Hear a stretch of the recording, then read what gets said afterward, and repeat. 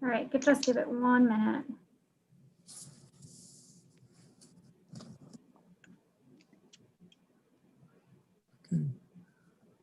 Welcome, everyone. I am Delegate Sandy Rosenberg. I will be running today's meeting of the Health and Government Operations Committee. And I would like to begin by reading and reminding everyone, and for the first timers, the first time, the committee hearing guidelines in this virtual session. Welcome. Please do not forward the Zoom link for the hearings. Staff will not allow anyone who is not invited to testify into the hearing. You should encourage people to watch the hearing on YouTube. The bill sponsor or designee is allotted 5 minutes to present the bill. 5 witnesses will each be allowed to speak for a maximum of 2 minutes each in support. Please stay in the hearing until the delegates have had an opportunity to ask questions. Then 5 witnesses will each be allowed to speak for 2 minutes if there are that many in opposition, and then respond to questions. Please conclude your remarks when you see the timer finish. It will be visible to you on the screen. Members must remain present with your video camera on during the entirety of the hearing. Members, please ask only one question of one witness for each bill. If you have other questions, you may follow up offline. Please use the raised hand function to indicate that you have a question. We are now ready to begin.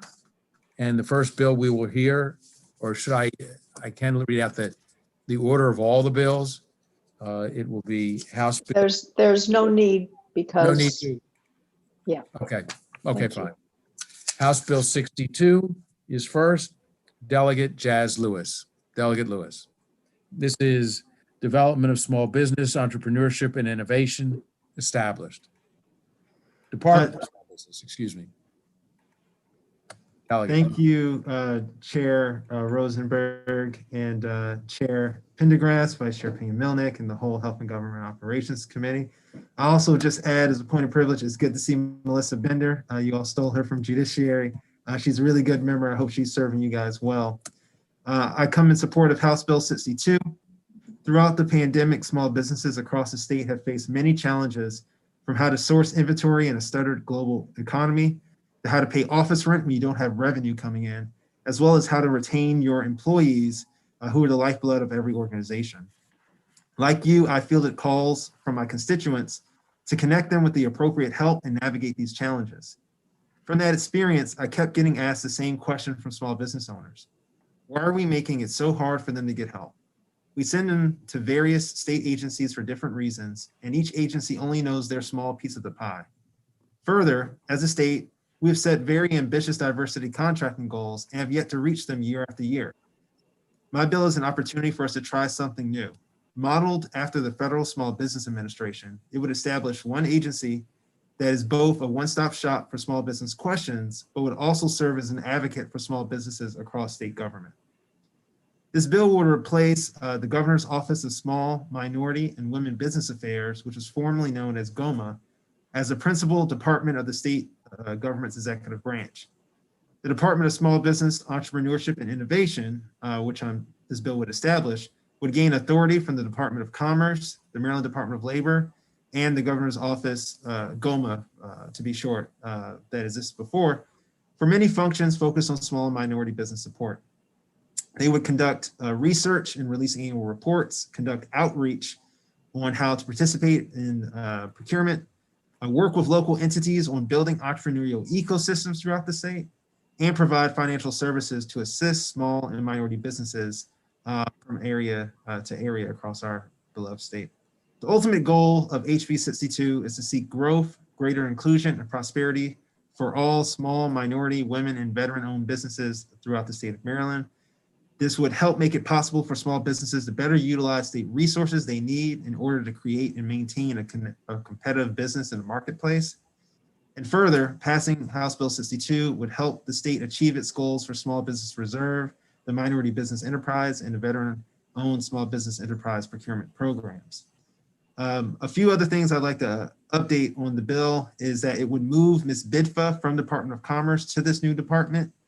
And it would essentially move a number of state employees that are located in other agencies now within the department. So from a revenue standpoint, it doesn't really increase the amount we're spending on departments. It would just be reallocating employees so that we can gain greater efficiencies.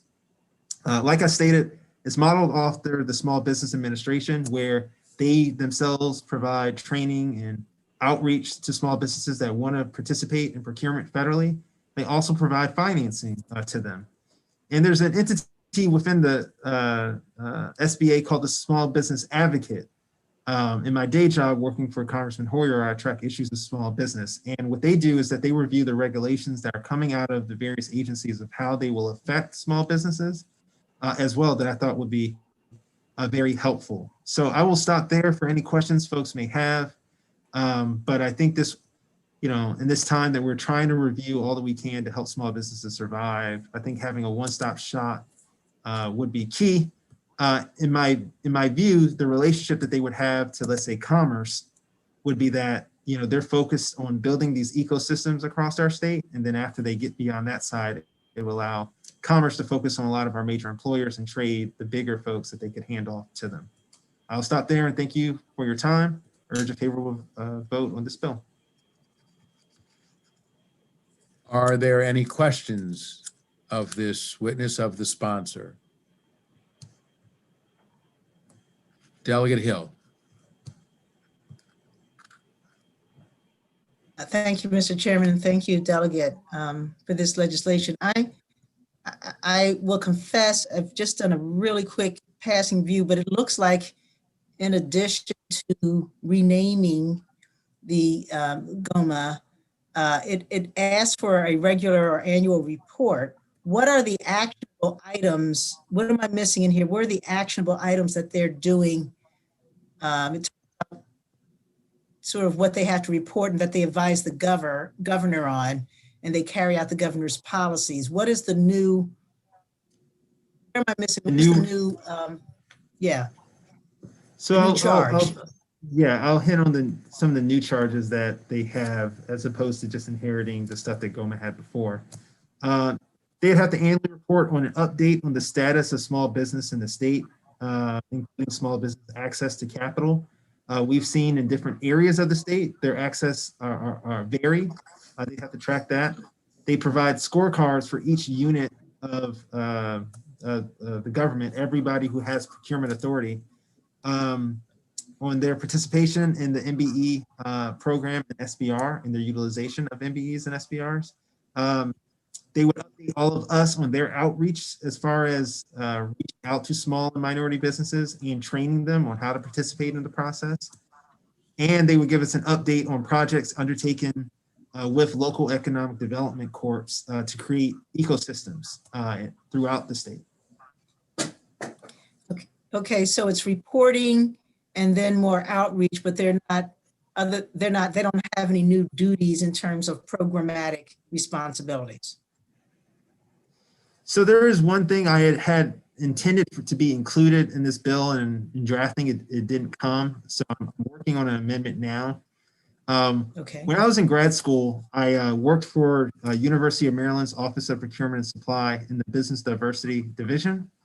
And it was my responsibility to go behind a number of the contracting officers to get them to competitively bid contracts for small businesses, women-owned businesses, et cetera. And too often we would sole source them out to people who had been getting them, forever. Long story short, we would petition for them to competitively bid, but we were in the same, let's say, reporting line as the contracting officers. Okay, so we'd go to our procurement director and be like, hey, they need to competitively bid this out. When he or she would say no, then that was the end of it. So the other change is that all the business diversity officers in the state, we would have them report to the secretary of small business, like this new department, as opposed to that line, so that if they get blocked in that type of situation, they can continue advocating directly to the governor to make sure that these are competitively bid. And it is my hope that these will be in line actually with a number of the executive orders the governor actually recently came out with on small business. Thank you, Thank Delegate you. Johnson. Excuse me, Delegate Zaligan, I would remind members, one question of one witness. Delegates Liga. Thank you, Mr. Chairman, and thank you, Delegate Lewis, for bringing this bill. I'm a small business owner myself, obviously woman-owned small business owner, so I do know the challenges that small businesses face. And I don't think this is a bad idea. I just wonder, in the midst of a COVID crisis, if this would be a bill better addressed next year after we've crossed through the challenges we're facing today. Well, you all are the committee, so it's up to you on how far it goes. But I would argue, based on the conversations I'm having with small business owners, that they need coordinated help now, as opposed to delay.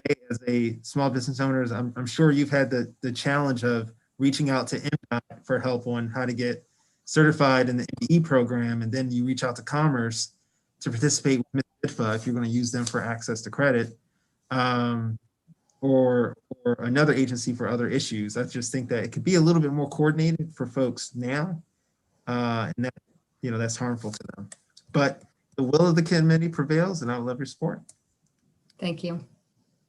Delegate Johnson. Thank you, Mr. Chairman. Thank you, Delegate Lewis. I like the concept of moving everything under one roof and not individual silos. But is this going to be a new department, and who is going to orchestrate all of these different entities that are going to be under this one roof? So will this be a director, and if so, what agency will that fall under? Or will this be an agency of its own? It will be an agency of its own. I mean, the best way to think about it is that there's currently GOMA, right? It's a longer name now, but for the longest time it's called GOMA. GOMA will become a statutory department, which the governor will appoint someone for it, but it'll be a secretary, not a special secretary, like a actual secretary of small business.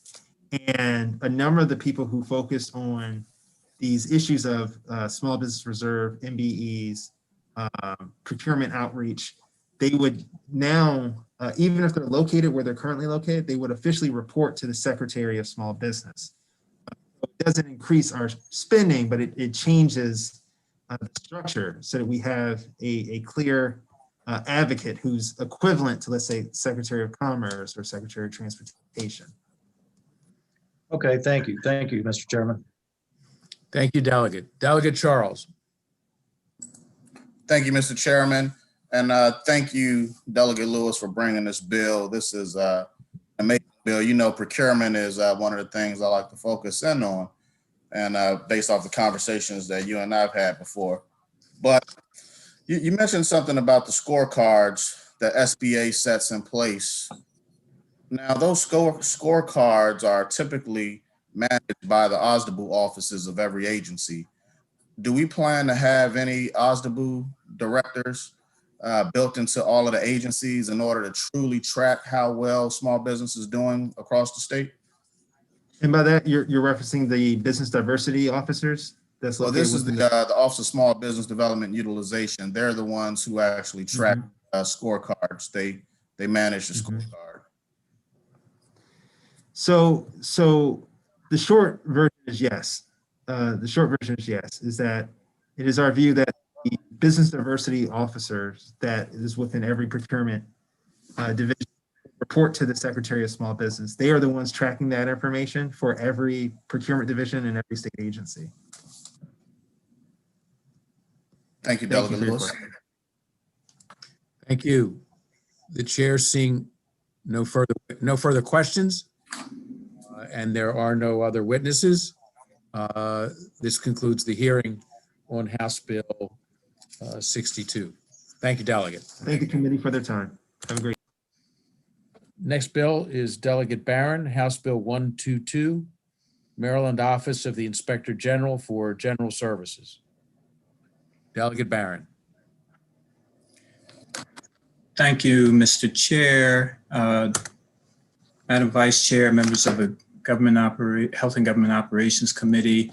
I am pleased to be with you to present House Bill 122.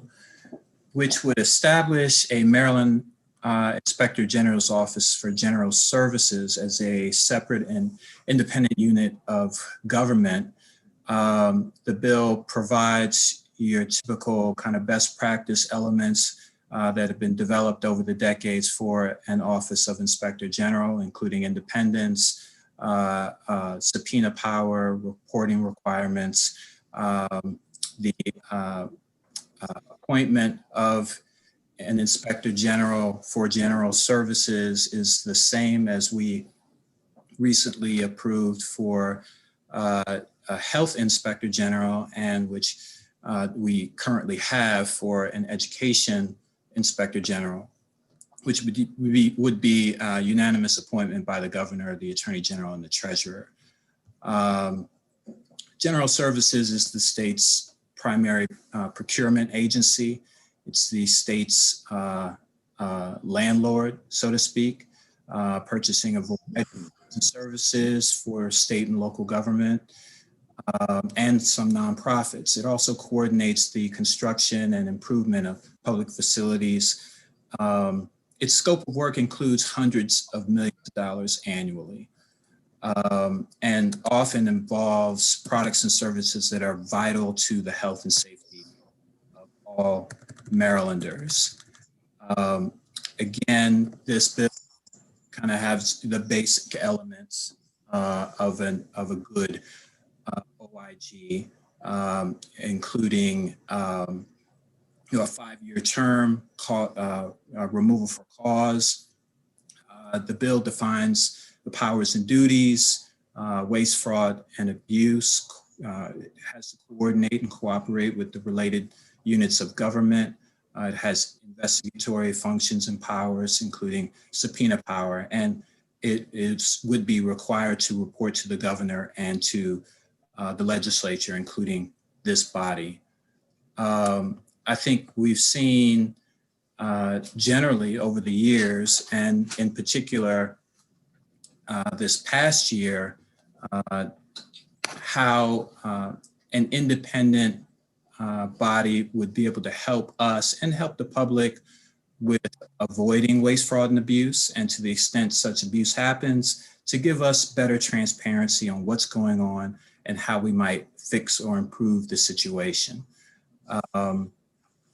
I'm happy to answer any questions. I'm sure your review of the fiscal note will note that there is a in this current draft, a fiscal note to the bill, that there are some errors in that fiscal note that I'm happy to expand upon.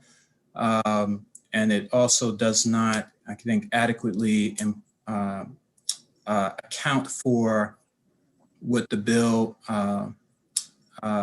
authorizes in terms of a transfer of positions from the Department of General Services to the new Office of Inspector General.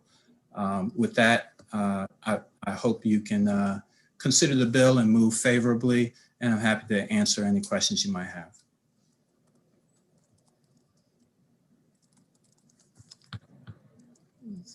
Chair oh yes, Delegate Johnson. And Thank you, Mr. Chairman. And thank you, Delegate Barron. You just spoke about transfer of positions. Now, these transfer of positions, are they currently doing work just for the Inspector General, or are they doing work also for Department of Government Services that they would have to be replaced if they were transferred over to the Inspector General? Can you expand on that a little bit for us? Sure, thank you for the question. So that the current Department of General Services does not have an Office of Inspector General or anything that I would say is equivalent to that kind of office. Regarding the transfer of positions, we're talking about a department that has an extremely high rate of vacancies, probably the highest in state government. If I recently had a conversation just this morning, the budget analyst for the department, who sent me a link to this this year's budget report for appropriations, and it indicates that there's an 11% vacancy rate. The point of that is that they are budgeted for hundreds of positions for which they don't fill. In this bill, we're talking about 6 positions, which would amount to 1% of a vacancy rate that is about somewhere north of 500 positions. The positions, because they don't have an equivalent office, wouldn't necessarily be, one for one, but the governor could authorize similar level of positions in order to make that transfer to a new office, and in order to make it such that it wouldn't be revenue neutral, because there's other things that go along with a new office other than salary and benefits, but it would significantly reduce what you see on that fiscal note. I guess the point I'm trying to make is that this would not be new monies, new funds that we're talking about, because of the transfer and because of what we're talking about in terms of vacant positions in the current department.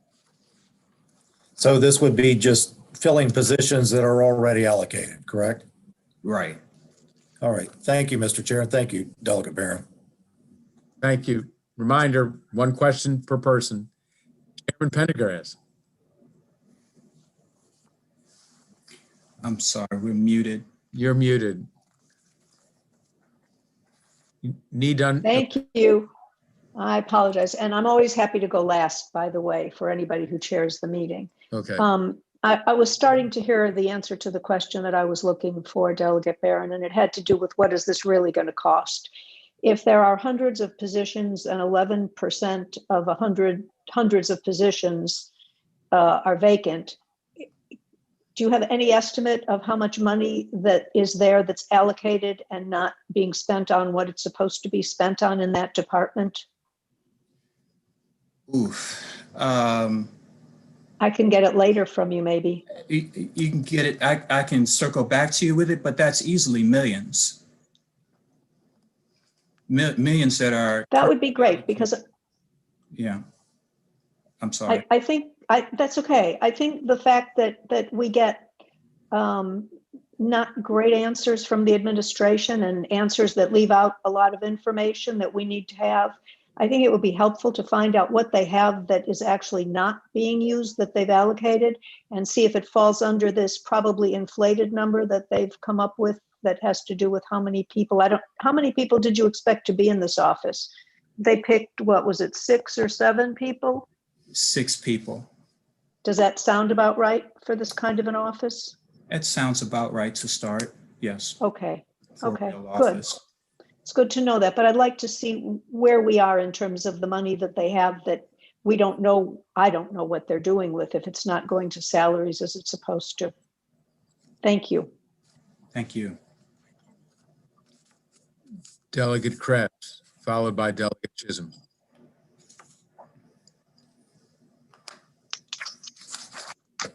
Sorry about that. I was just reading under current law that there's no, obviously there's no IG for Department of General Services, but the IG for the Maryland Department of Health is within the Maryland Department of Health and not an independent unit of government. Yet the Maryland Office of the Inspector General for Education is an independent unit of state government. So what is the reason to have one as an independent unit versus one as a part of the department? What we've seen in considering another bill with respect to health is that when it's within the department, it's very difficult for an Office of Inspector General to truly be independent. So what we want is independence so that we and the public can be assured that the IG is going after those things for which are of a priority and level of importance that that the office, the public, that the legislature feels that they should be looking at. They're looking at it in a way that really gets to the bottom of the issue, and they're able to report to us and to the public about problems that exist and making recommendations on how to fix them.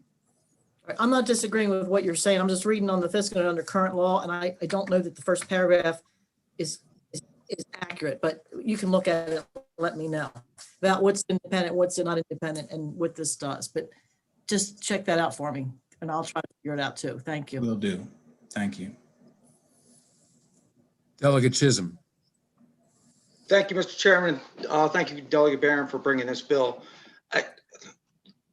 Maybe this plays into my ignorance of how it all works, but I know that you brought House Bill 393 that you and I have discussed. And so now we have another independent general. How much crossover would there be any concern with crossover? And if there's crossover, I mean, we're both are investigating the same incident. Who would then decide who's the senior in a case like that? And is there shared responsibilities that maybe they could be combined and I guess go back and forth? I know that they're looking at different things, but I'm just kind of confused on how it would all work and if they're both operating independently.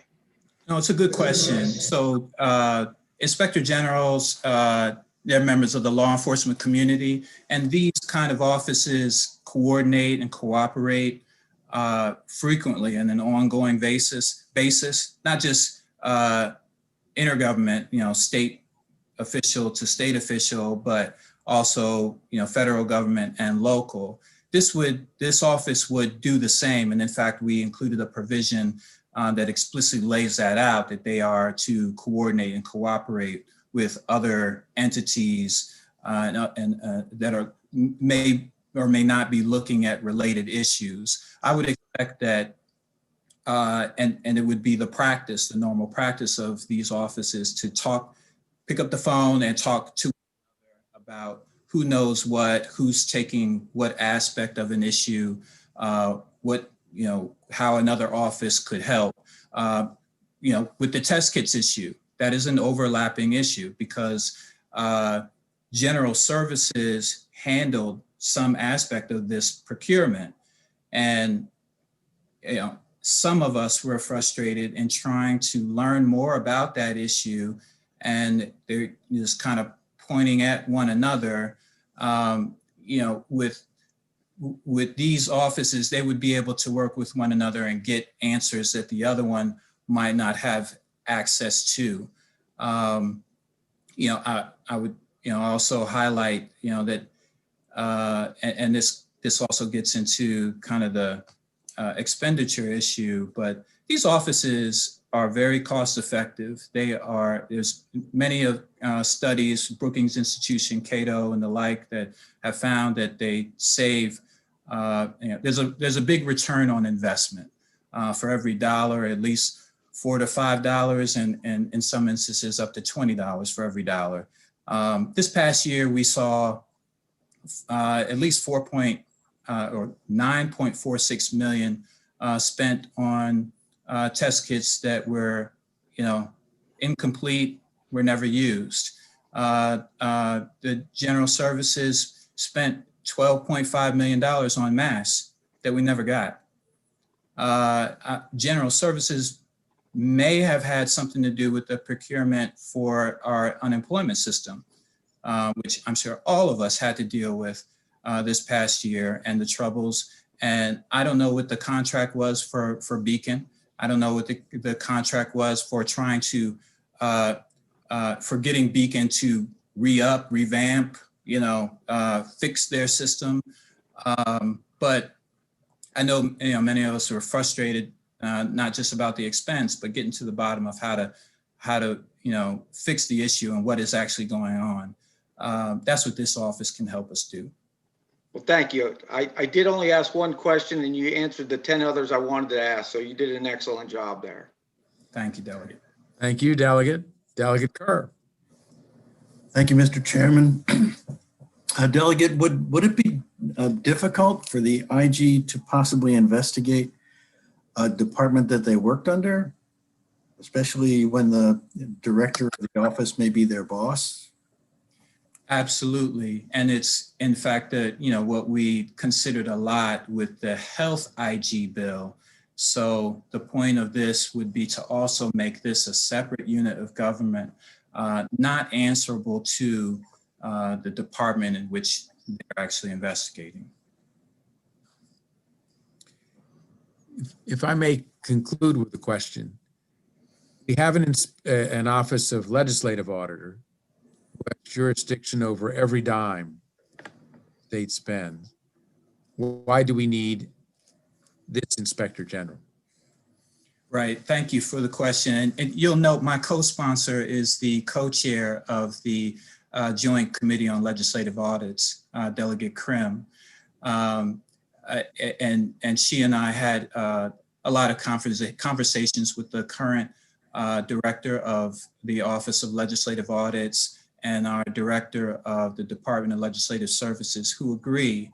And I can't necessarily speak for them, and they don't weigh in favorably or unfavorably for bills, but this is a good government bill. It coincides with and would operate in conjunction with the Office of Legislative Audits, who can only, they review these agencies every 3 to 4 to 5 years, not on an ongoing, weekly, day-to-day basis that an Office of Inspector General would. So it would work in conjunction with our Office of Legislative Audits, including their whistleblower hotline. And these entities, these folks would communicate and talk to one another. And this would be a good government bill that would allow us to alleviate and not have to go through some of the frustrations that we have dealt with over the past year. I would note that, and it's in my testimony, I've included some snippets from previous reports from the Office of Legislative Audits that include repeat findings and, kind of spot checks. And that's about the best they can do, which is reasonable for the office and the staffing that they have. But it can be very concerning to have repeat audits and findings of tens, if not hundreds of millions of dollars of waste. And it's like, well, if there's smoke there, what else is going on? This is a way to get at what else is going on, and ideally to prevent, more waste, fraud, and abuse going on. So I highly recommend the bill to you. I look forward to discussing any aspects of the bill offline and to following up with the delegates' questions and hopefully consideration in subcommittee. Thank you, Delegate Barron, sponsor of the bill, and that concludes the hearing on House Bill 122. If I may, Chair Pendergrass, I ask you to chair pick up the baton. I have a hearing in Ways and Means. You need to unmute yourself, Chairwoman. Chairman, you need to unmute yourself. When am I going to learn to unmute my thing, do you think? Thank you. I thought that was from the Vice Chairman. I've got that mixed up. Go ahead. Delegate Charles, you're up next with House Bill 137. Thank you, Chairwoman Pendergrass, Vice Chair Pena-Melnick, and honorable colleague, HGO. I'm pleased and grateful for the opportunity to bring back House Bill 137. Our committee, as well as the full House, recognized the importance of this bill and passed this legislation last year. But due to the consequences of COVID-19, it was unable to get a hearing in the Senate. This bill, as is, has not been changed since last year, and its necessity is still there. The purpose of this bill is to require that the Procurement Improvement Council provide a forum to discuss the use and access to opportunities regarding eMaryland Marketplace. The council would be required to report any recommendations on compliance and enforcement relating to procurement to committees within the General Assembly by December 31, 2022. This bill is important because it will provide the needed oversight for the Procurement Improvement Council. Over the past few years, steps have been taken in order to modernize the procurement process within the state. In 2019, sweeping changes were made to the process, including the introduction of eMaryland Marketplace Advantage, EMMA. This resource is incredibly important to establish Maryland as the best managed state. However, without proper oversight, governmental agencies, municipalities, counties could all be limiting the amount of procurements by the advertising through EMMA without repercussions. When agencies limit the amount of procurements they advertise, the state of Maryland loses a valuable resource, and that's data. Additionally, we lose access to minority and small businesses, losing their ability to get access to this resource and opportunity.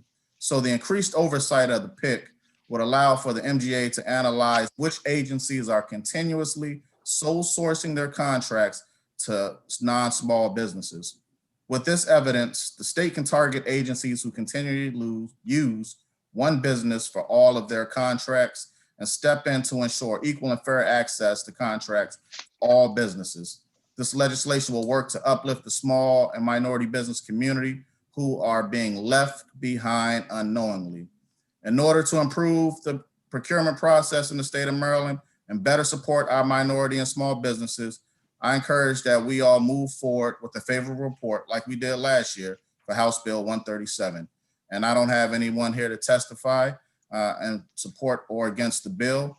I just brought it back to the committee because it was passed full with no issues last year. Thank you, Madam Chair. Thank you. Are there questions of our colleague? I see none. That ends the hearing on House Bill 137, and we'll now turn to House Bill 121. Is Delegate Fisher available? Delegate Fisher is not in the Zoom room yet. But he was notified? Yeah, she was notified. She, I'm sorry, I'm on the wrong Delegate Fisher. How long ago? Several minutes ago. Okay, then I guess we might just hold that bill. Wait, let me see if there's somebody who could present the bill. I'm texting her right now, Madam Chair. Okay. See if she's coming immediately. And if not, we'll go on to the next bill. Thank you for doing that. What a team I have. I resent her the link also. Okay.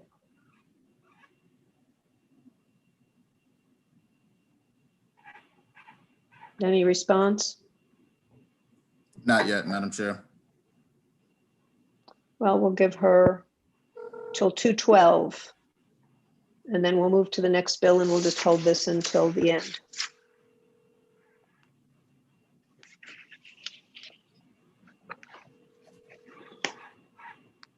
Here she is. Excellent. She says she's in Delegate the Fisher? Yep.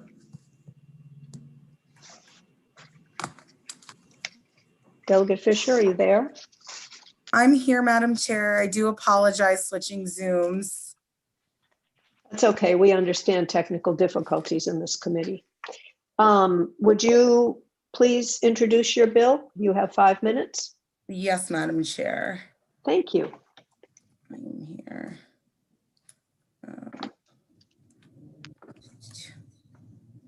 Can I tell you, should I tell you when I'm starting? Yeah, that'd be good. Okay.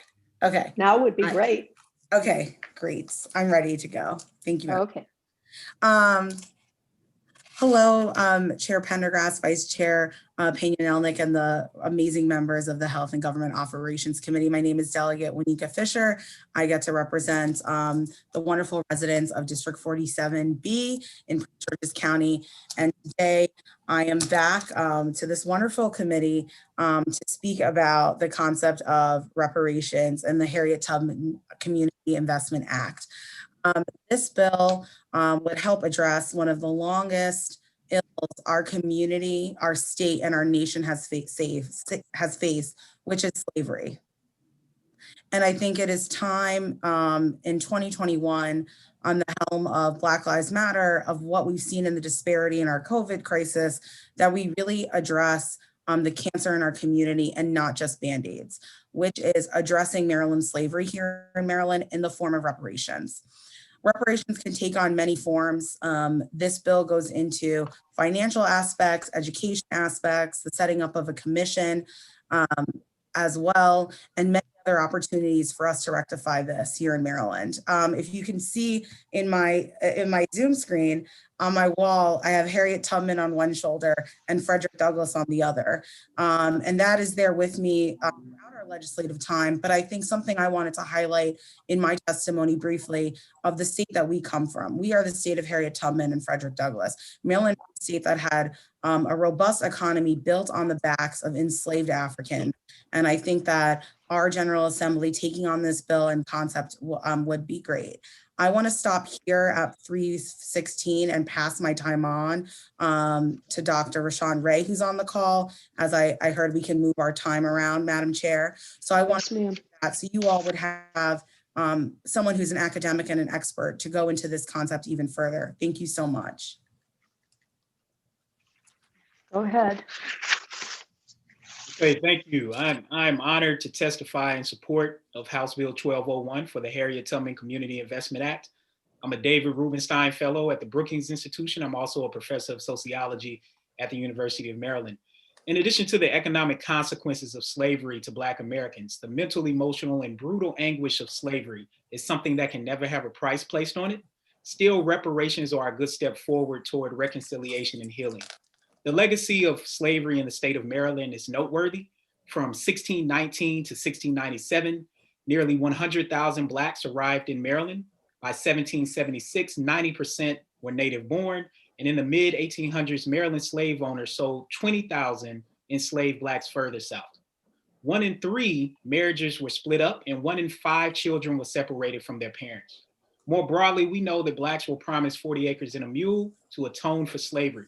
This form of reparations never precipitated. However, reparations did manifest for other groups, including Native Americans, Japanese Americans, Jewish Americans, and even slave owners themselves. Black Americans are the only group that have not received reparations for state-sanctioned racial discrimination, while slavery afforded some white families the ability to accrue wealth multiple times over. There are also some broader stats that are important here.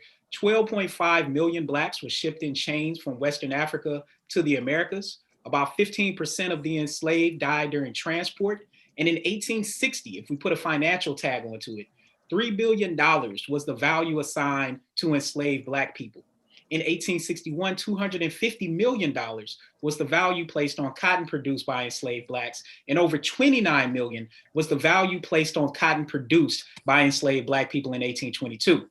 Accordingly, 3 aspects of this reparations package are in line, particularly with this Harriet Tubman Community Investment Act. First, descendants of enslaved Blacks should receive college tuition to a 2 or 4 year college and university. The education part of the package should also include student loan forgiveness. This is because white college graduates have over 7 times more wealth than Black college graduates. This is not about behavior or whether or not people are trying to better themselves. Instead, student loan debt continues to be a significant barrier toward wealth creation. Recent research shows that Blacks who are more likely to attend HBCUs tend to be allocated unsubsidized loans compared to subsidized loans for students who attend predominantly white institutions. We can even think about the difference of that in our state between people who go to Bowie State or Morgan or Coppin compared to go where I'm at the University of Maryland in College Park. Second, this Community Investment Act provides down payment grants and housing revitalization grants for Black Americans.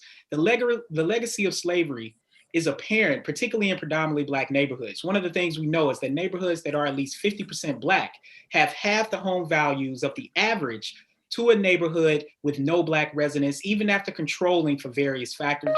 And third, I suggest providing business grants to Black-owned businesses. We know during COVID that a substantial number of Black-owned businesses have closed due to not being able to receive payment protection funding. And in closing, I'll end with this. This is about repaying a debt and implementing restitution. The time is now to do what's right and to properly address Americans' original sin that continues to stain our country. So to Delegate Fisher, to the chair, vice chair, as well as other people who sign on to this bill, I think the time is to do what's right and atone for slavery. Thank you for your testimony. We'll now hear from Joseph Richardson. And please don't leave. We will be asking questions. Mr. Richardson, are you there? Mr. Richardson, I'm going to ask I'm here. again. Good afternoon. Excellent. Good afternoon. Welcome. Good afternoon, legislators. I'm Joseph Richardson, the acting chair of the Department of African American Studies at the University of Maryland, College Park, and I am in full support of Maryland House Bill 121. This academic year, 2020 to 2021, the Department of African American Studies at the University of Maryland, College Park, through support from the John B. Slaughter Foundation, is conducting a series of panels on the need for reparations for descendants of enslaved Africans in the nation and in the state of Maryland. These panels include scholars, policymakers like yourself, and activists who are experts on intergenerational, racial, and psychological trauma, the economic cost of slavery, and models of reparations to address the legacy of slavery, Jim Crow, and the continuation of structural racism committed upon descendants of enslaved people. This reparations series is a call to the nation, and more specifically, the state of Maryland, to address,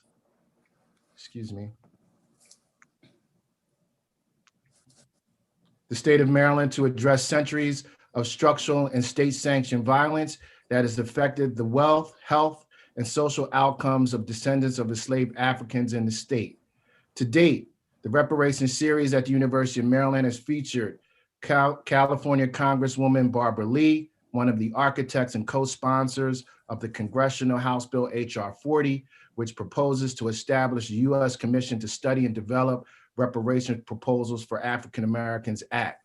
The commission shall examine slavery and discrimination in the colonies in the United States from 1619 to the present and recommend appropriate remedies. The commission shall identify, 1, the role of federal and state governments in supporting the institution of slavery, 2, forms of discrimination in the public and private sectors against free slaves and their descendants, and 3, the lingering negative effects of slavery on living African Americans in society. This bill has 135 sponsors, and the bill was introduced to the House on January 4th of 2021. I mentioned HR 40 because clearly the movement towards addressing reparations is occurring on a federal level. Thus, HB 121 is needed to further support reparations on a state level. A second panel in November 2020 featured Councilmember Keith I Young need you to conclude, please. of the city of Asheville, which recently passed a reparation bill to address the economic, psychological, and social harm of structural racism in the city of Asheville.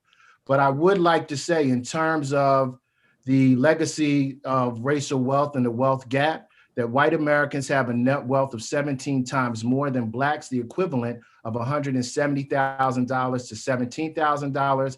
And in cities like Baltimore, the life expectancy in Sandtown, Winchester is 65.3 years, which is the equivalent of life expectancy in Haiti, which is the poorest country in the Western Hemisphere. And most recently, a study done by the Justice Policy Institute found that Maryland has the highest rate of the Black prison population in the United States. 70% of all the state's prison population is Black, compared with— Thank you, Mr. Richardson. I really do need you to wrap up now. I will wrap up by saying all of these factors have contributed to the racial health and wealth gap among Black Americans, and particularly in the state of Maryland. And I support HB 121 as a mechanism to address the racial wealth gap and disparities in housing, health, and social outcomes among Black Marylanders. Thank you. Thank you very much for your testimony. We do appreciate it. I'm looking for questions. We'll start with Delegate Morgan, please.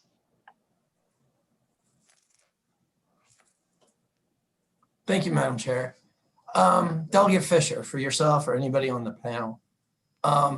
Reparations, it's always struggle with that because I don't know how you begin to implement something like that. Let me lay out the ground rules so that they understand, because they may not have heard them at the beginning of the meeting. We ask one question and we get one answer from one member of the panel, not one answer from each member of the panel. So whoever is best equipped to answer it, we would be grateful for that answer. Yeah, I should explain that to Delegate Fisher. Just answer it or pass it off to anyone on your. Sure, I feel, Wait, I can't see I wasn't Dr. finished. Hold on. Oh, okay, sorry, Okay. Delegate. But Sorry, by 1980, you had twice as many Africans from the continent of Africa immigrate to the United States that were ever taken here on slave ships by their own free will. So how do you remotely begin to implement something around reparations when there's a whole lot of people here that are now African Americans were never really descendant of slaves? Sure, I'm happy to, I'll take that question, Madam Chair. Sure. And Delegate, is that it for your question? Okay. Thank you so much for that question. I think it's going to be, it takes work to do the right thing. And I think it'll take work for this bill, but I do not think it'll be impossible. So for example, if you look in HB 121, those of you who know my personal story, I would not qualify under this bill, even though you can see from my skin tone that I am of the African diaspora. I'm a direct descendant from Africa. My dad's Nigerian and my mom's South African. This is for Black descendants of slaves. So when I met with actually our state archives department that helped me with this bill, they have done a great amount of research of Maryland descendants on the Eastern Shore, in Baltimore, and actually a lot of descendants that are in Montgomery County and Prince George's County. So I think our ability to track through census data and through the records that we have with state archives would put our state in a great position to rectify the wrong to the correct people. And the way the bill is also framed, it would be up to the commission to figure out the best process and to help applicants trace their ancestry so that they would be able to apply in an efficient manner. So I do think that the bill accounts for that. And I think we'll be able to rectify the right wrongs by descendants of slaves that are Marylanders. All right. Well, thank you for your answer. I appreciate it. You're welcome. Sure. Delegate Kerr. Thank you, Madam Chairman. Delegate Fisher, Dr. Richardson had talked about similar bills in other states and the level of support that it had with their legislatures. Can you remind me, last year, how many co-sponsors did this bill have?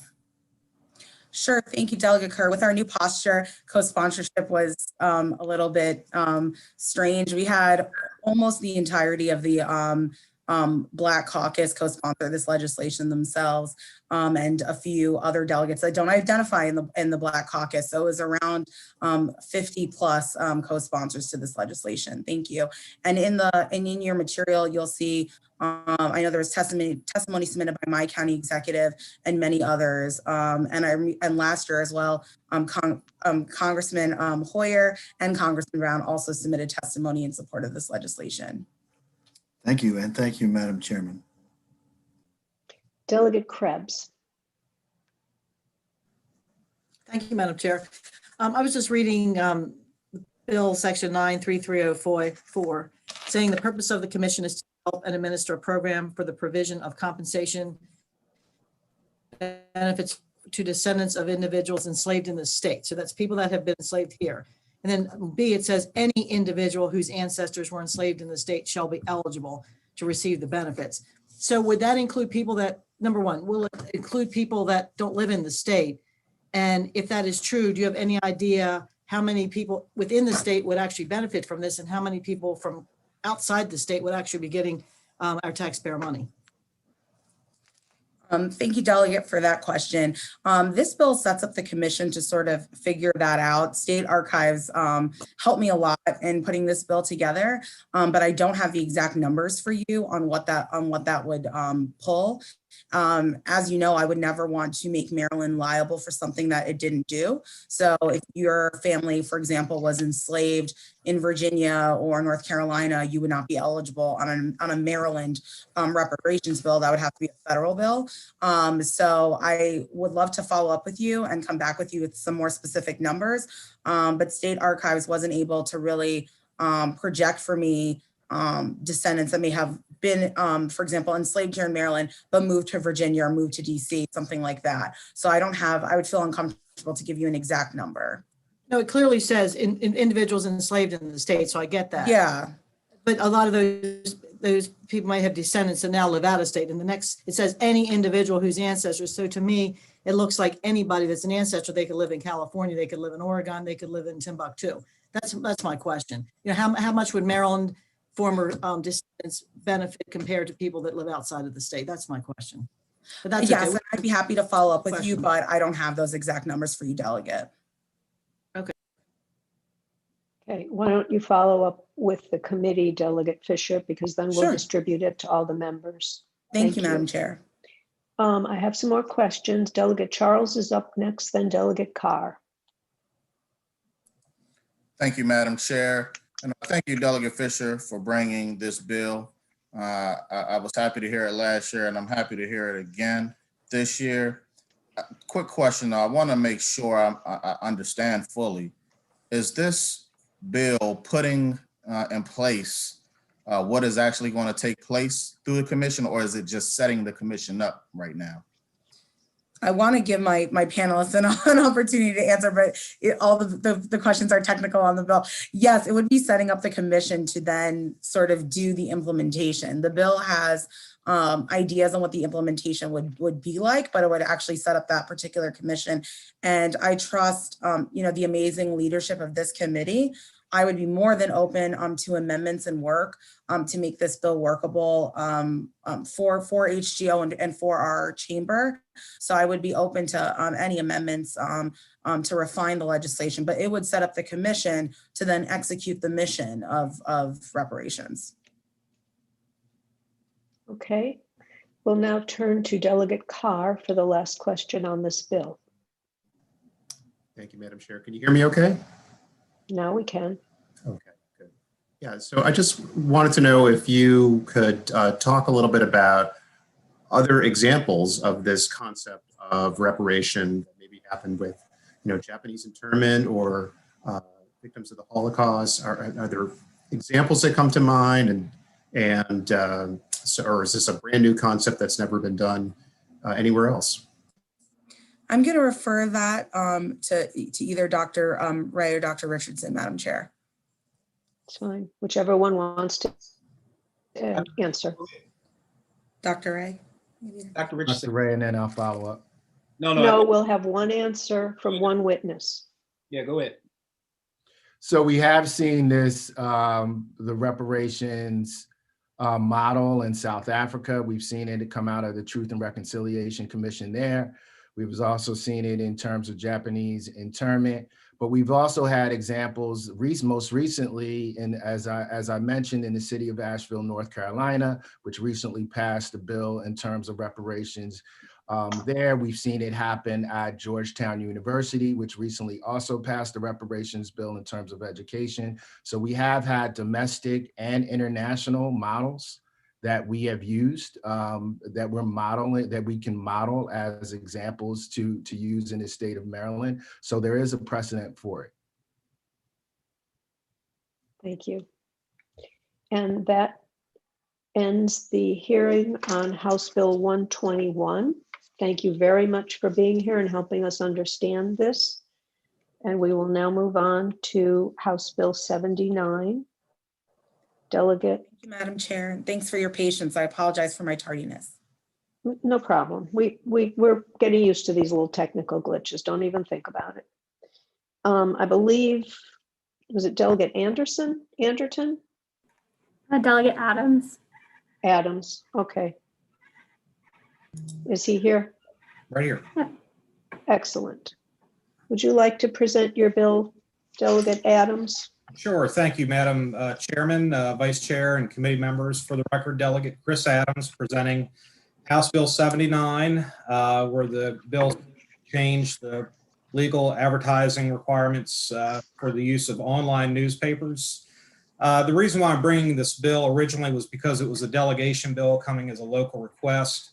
After doing research, I realized that this is a statewide bill with implications for all counties. So you'll see I've offered an amendment to the committee to change the sponsor line from the Dorchester County delegation to Delegate Adams.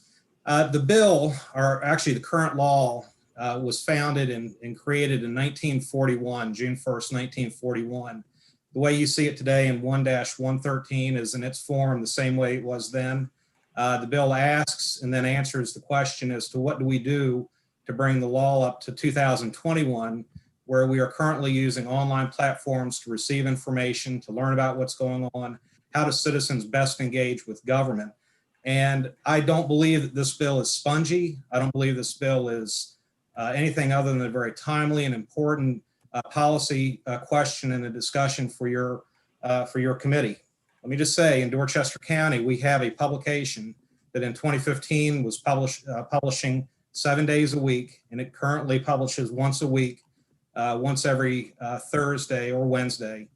And in Dorchester County, they have requirements where they have to notify every 2 weeks before a meeting, 3 times a week, 14 days in advance.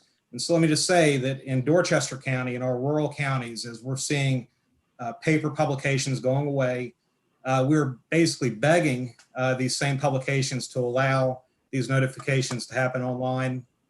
I think the committee would ask me to cede my time to a sponsor witness, which I'll be glad to do. And I want to thank the committee for considering the bill. And please, let's consider how important this is for good governance to have efficient operations, and that we need to be able to allow public notice in a way that's responsive for 2021, not 1941. Thank you very much. Thank you. Well, we'll take your time and allocate it to the next witness. Is that what you wanted? Thank you very much. Okay, Kevin Connors, you're next on my, oh, sorry, Michael Sanderson, maybe you're next on my list. Is there a person you prefer to have next, Delegate Adams? Donna Lane is my sponsor witness. Okay, Donna Lane, you go ahead first. Apparently we didn't know that. Okay, sorry, I had to unmute. I'm speaking on behalf of the Dorchester County Council for the House Bill, Chairman Pendergrass and committee members. The Dorchester Banner and the Star Democrat are only 2 newspapers of general circulation in the county. Currently, the Dorchester Banner only publishes 1 day a week, which is on Wednesdays. The Star Democrat has moved to online for Mondays and Tuesdays, and they distribute a paper on Wednesday, Thursday, Friday, and Sunday. The county is concerned that if these move to an online format, we will have no way to conduct business until legislative relief is obtained. That may be a couple of months while we're waiting for the legislature to consider a request, or it could be a year or more if something like COVID were to happen. And then the entire time, we are not going to be able to conduct business, the council's not. No road closures, no bonds, no text amendments. It will put us dead in the water until we get this legislative relief. And additionally, if the Dorchester Banner were to change their publication day, they print once on Wednesdays, they change it to Thursdays due to our advertising requirements, we're not going to be able to use them at all. We have some 2 consecutive weeks, 7 days apart. Some we have to do 14 days before the hearing. Some are successive. And many of our departments have had to go to the Star Democrat because of these requirements. So we're asking for an online option. And thank you. Thank you very much. We'll now go to Michael Sanderson. Thank you very much, Madam Chair, committee members. I'm Michael Sanderson with the Maryland Association of Counties. I'll be very brief. We've submitted written testimony. I think we've appeared before your committee on iterations of this idea over the years. I would just say the laws that are on the books right now are clearly written for a different time than the ones where we exist. I think we all embrace the notion of informing the public about government actions and the legal notices and the sorts of things that are required to be published. The manner in doing so, actually just reading the current law that's being amended by this bill is like a walk down memory lane. These are yet another wave of laws that really are in need of a refreshing. Referencing an online publication as a reasonable alternative, particularly for a jurisdiction, it's going to happen that we will end up with a jurisdiction in Maryland that simply does not have any vehicle that meets this standard. So you just heard from Dorchester County about what they might face. Who knows when that day may come? I hope it doesn't, but some opportunity to refresh these laws and make them sensible for the purpose we all want is I think probably overdue. This bill takes a good stab in that direction and we support the bill. Thank you very much for your testimony today. Kevin Connors. Thank you and good Are you afternoon, Madam Chair and the rest of the committee. My name is Kevin Connors, here representing the Maryland Municipal League in full support of House Bill 79. This bill simply updates state law to allow local government to utilize either a newspaper of general circulation or a dedicated website to satisfy a requirement to publish legal notice. It does not remove newspapers from the public notice process. It just provides a cost-effective alternative that both expands the notification coverage to more people and helps our members meet the legal notification requirements of the state. In an increasingly digital age, especially with the pandemic, it is important to reach as many constituents as possible. And for these reasons, Maryland Municipal League supports the passage of this bill. Thank you very much, and I'm happy to take any questions. Thank you. And with that is the proponent. So I will open it up at this time for questions. And then we have one opponent who we will hear from. I see Delegate Carr's hand raised. Thank you, Madam Chair. Thank you for bringing this bill. My question is a website truly, equal to a newspaper notice? I mean, the newspapers to me have a sort of a permanence. There's proof, there's a paper trail, whereas a website, things can disappear or be edited and vanish. So is an online website truly a substitute, providing all the exact same characteristics? Or what other options did you consider? Did you consider mailing out a notice on a postcard? Thank you. Whichever one of you is best suited to answer the question would please address it. So, Madam Chair, I just would say as a sponsor of the bill, my legislative intent is to actually make more transparent, more accessible the information that the constituents need to get from government. This requirement that there be a history of or a record of that transaction surely can happen in 2021. Again, I would remind the committee that this bill and the current law exists in its exact same format from 1941. So the legislative intent in 1941 wasn't merely about trying to create a paper trail and create documentation for reference. It was to say, here are the basics in 1941 as to how to get information to constituents. We're in 2021 now. Online publications do exist. They are easy to assess. People can be home as we're doing right now, getting the information that they need. They can do it timely. The bill, in my opinion, it's more important to get information into citizens' hands, and equally important to have a history. I don't think we have a problem having a history by using the internet. Okay, we're going to move on now to Delegate Lewis. Thank you, Madam Chair. Thank you, Delegate Adams, for bringing the bill. A quick question on terminology. The bill uses the term dedicated website, and I was just wondering if, for your purposes, given the rapid evolution of technology, if that term might hold us back, and we might be back here 2 years from now talking about some other electronic medium. So I wondered if the term could be made more general, like electronic medium. Some of us read the paper on mobile apps, and I'm sure some of your constituents and folks around the state. Just wondering. Thank you. Whoever is best to answer the question. Yeah, Delegate Lewis, this is Delegate Adams again.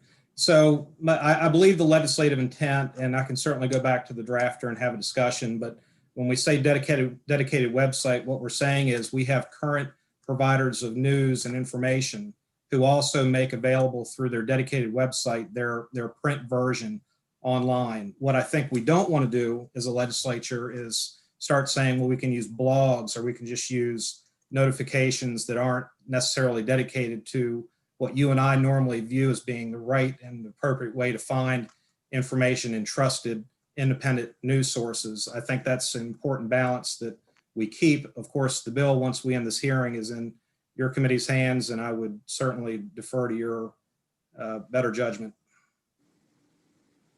Thank you, Delegate Adams, for that answer. I think that it is in our hands, and we'll look at the definitions, and you don't have to do the legwork. I think at this point we need to take hold of it.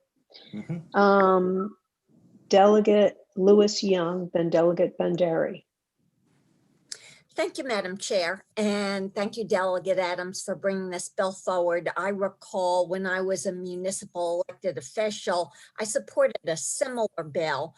One of the more useful pieces of information was, I believe we called it a readership survey, which gave us a lot of data about the primary sources where constituents get their news information. That was from 11 years ago. So I'm wondering, do you have any similar data that could give us a sense of the primary sources of news and information that constituents utilize? Thank you for the question. And what I can say is that data, no, I don't have that to give you to the committee now. But what I will say is that my district is Talbot, Dorchester, Caroline, Wacomico, and I know all publications that are in my 4 counties that I represent. And I know where currently our governments use the publications to send public notice. And so while readership, I believe, in a print form is down, this might actually help advocate for and further benefit the readers, and might in fact increase readership if we move to a more online format where people frankly are in 2021. But that information, that data, I would not have it. Everything I would have would be anecdotal. Thank you. Mm-hmm. Okay, next we will hear from Delegate Lewis Young. Oh, sorry, Delegate Banderi. Thank you, Madam Chair. My question was answered. Thank you. Okay. Delegate Hill, followed by Delegate Riley. Thank you, Madam Chair, and Delegate Adams, thank you for this legislation, which is really trying to get at a problem that we can all relate to. So this question is for you. Ms. Lane talked about the specific situation in Dorchester County and the 2 available entities being problematic. The opposition says that's not the case. You mentioned that you have an amendment to make it statewide. So the question is, why do a statewide amendment instead of allowing each of the jurisdictions to amend on to the bill as they see fit? So I'll answer that question directly. This was a local request of our county government, and the criticism I was receiving from the opponents was, Chris, you might think you're bringing a local bill, but in fact, your bill as written has statewide implication. And so instead of, to be blunt, instead of bringing a local bill and saying, well, we can't pass a local bill because it doesn't apply just to Dorchester County, I'm asking the committee to amend the bill, which you have the amendment in your hands, and to, in essence, turn this into a bill sponsored by Delegate Chris Adams and therefore make it a statewide bill. It's procedural more than anything else, but it's also to avoid having this bill fail because I'm trying to bring a local bill that has broader application than just in Dorchester County. Thank you. Delegate Riley. Thank you, Madam Chair. Thank you, Madam Chair, and Delegate Adams for bringing this. In Harford County, we had a similar problem with our Liquor Control Board, and we passed a couple of years ago because, like you said, the newspapers aren't, the publication and the folks that are reading the newspapers are down opposed to online services or websites. In this bill, I see where you have online, but would this also take in consideration like all the different agency websites? I mean, that should be included as well if something like this were passed, say for the, your liquor board, if they're having a meeting of some sort, it would have to be on this online publication plus on their own websites, your county websites. I'm sure, all of these. So does this bill take that into consideration to where all of this notification would be on the agency's websites as well, where people know where to go? Delegate Riley, I'll defer to your chairman who basically said definitions and application. I think the committee can consider. I did not, candid with you, consider that in this request on the bill, but please, have those conversations in the committee. Okay, all right, thank you. Okay, Delegate Adams, you might get the answer to the question in your county or counties, whether the counties would have websites that would be able to post these things as well. And that might be a condition. It might need to be in a publicly distributed news something, but it also might need to be required to be on the county's website. That's a good thought for a follow-up. And that would be something we'd prefer to have you get us that information. If you would get it to the committee, and we'll make sure we share it with the members. Get it to me, to the office. I'll work on it immediately. Thank you. Thank you very much. Okay, I have no further questions, but I do have an opponent of the bill, and that would be Rebecca Snyder. And I think I saw your picture up here. There you are. Sorry, I just wanted to get off of mute. Good afternoon, Chair Pendergrass and members of the committee. My name is Rebecca Snyder, and I'm the Executive Director of the Maryland, Delaware, DC Press Association.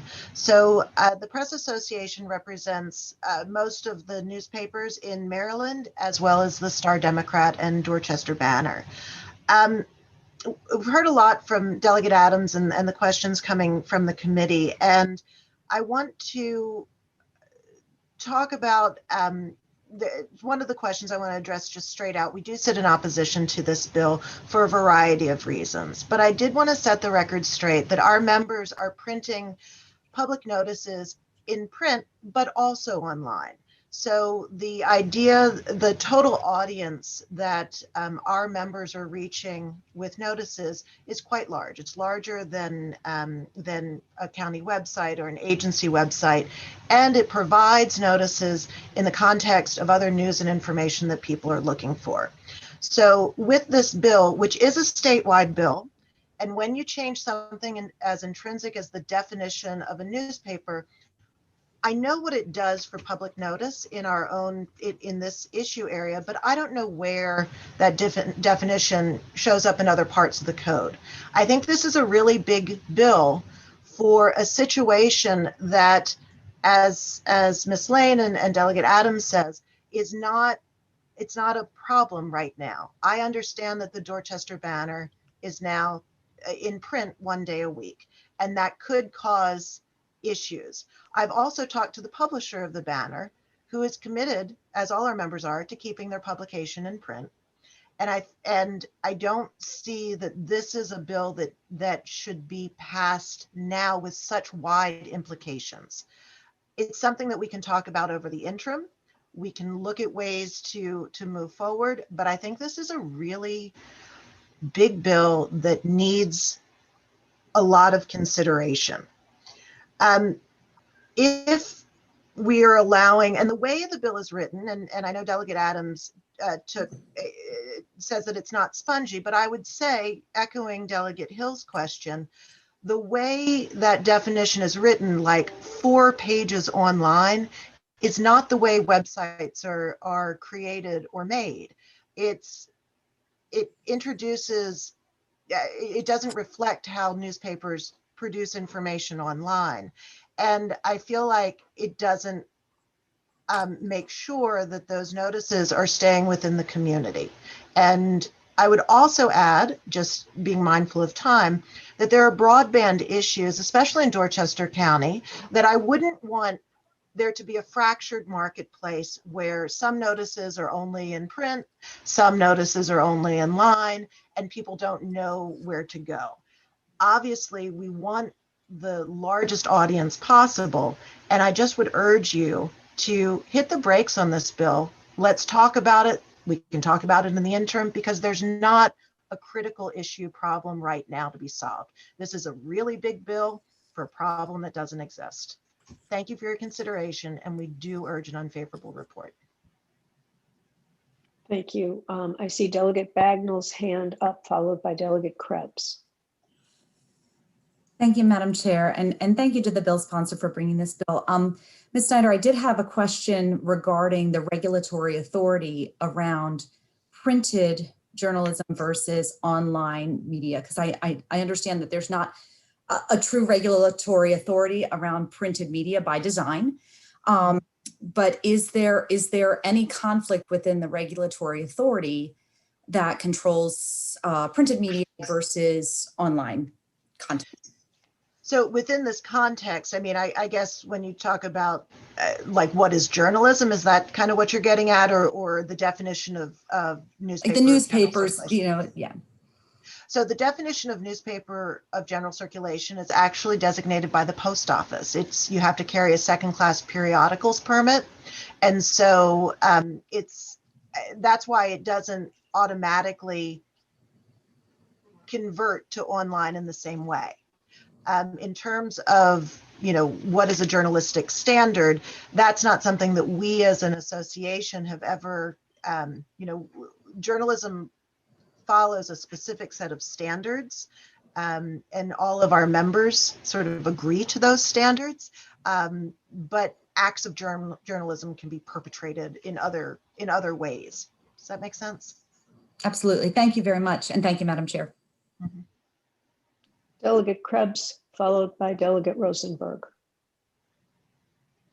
Hi, Rebecca, this question's for you. I mean, this issue has been around for a long time. And I think, you know, I would say, what's the problem we're trying to solve? And there clearly was a problem that was identified. And coming from myself, who reads 3 print papers a day, I love print papers. However, it seems like there's a problem. And coming from a county that used to have 4 print papers and now has 1, how would you suggest for these counties that, I mean, like between now and next year, we could have a county that loses their paper? Again, we lose our 1 paper, we're down to 0 as well. So how would you suggest, if you don't want to change it this way, what is your solution to these papers that are, you know, once a week, offering a paper once a week does hinder the ability to schedule and advertise things for government? I mean, it delays their ability to operate. So how would you suggest, if we don't do this, what is your solution to this problem that has been identified?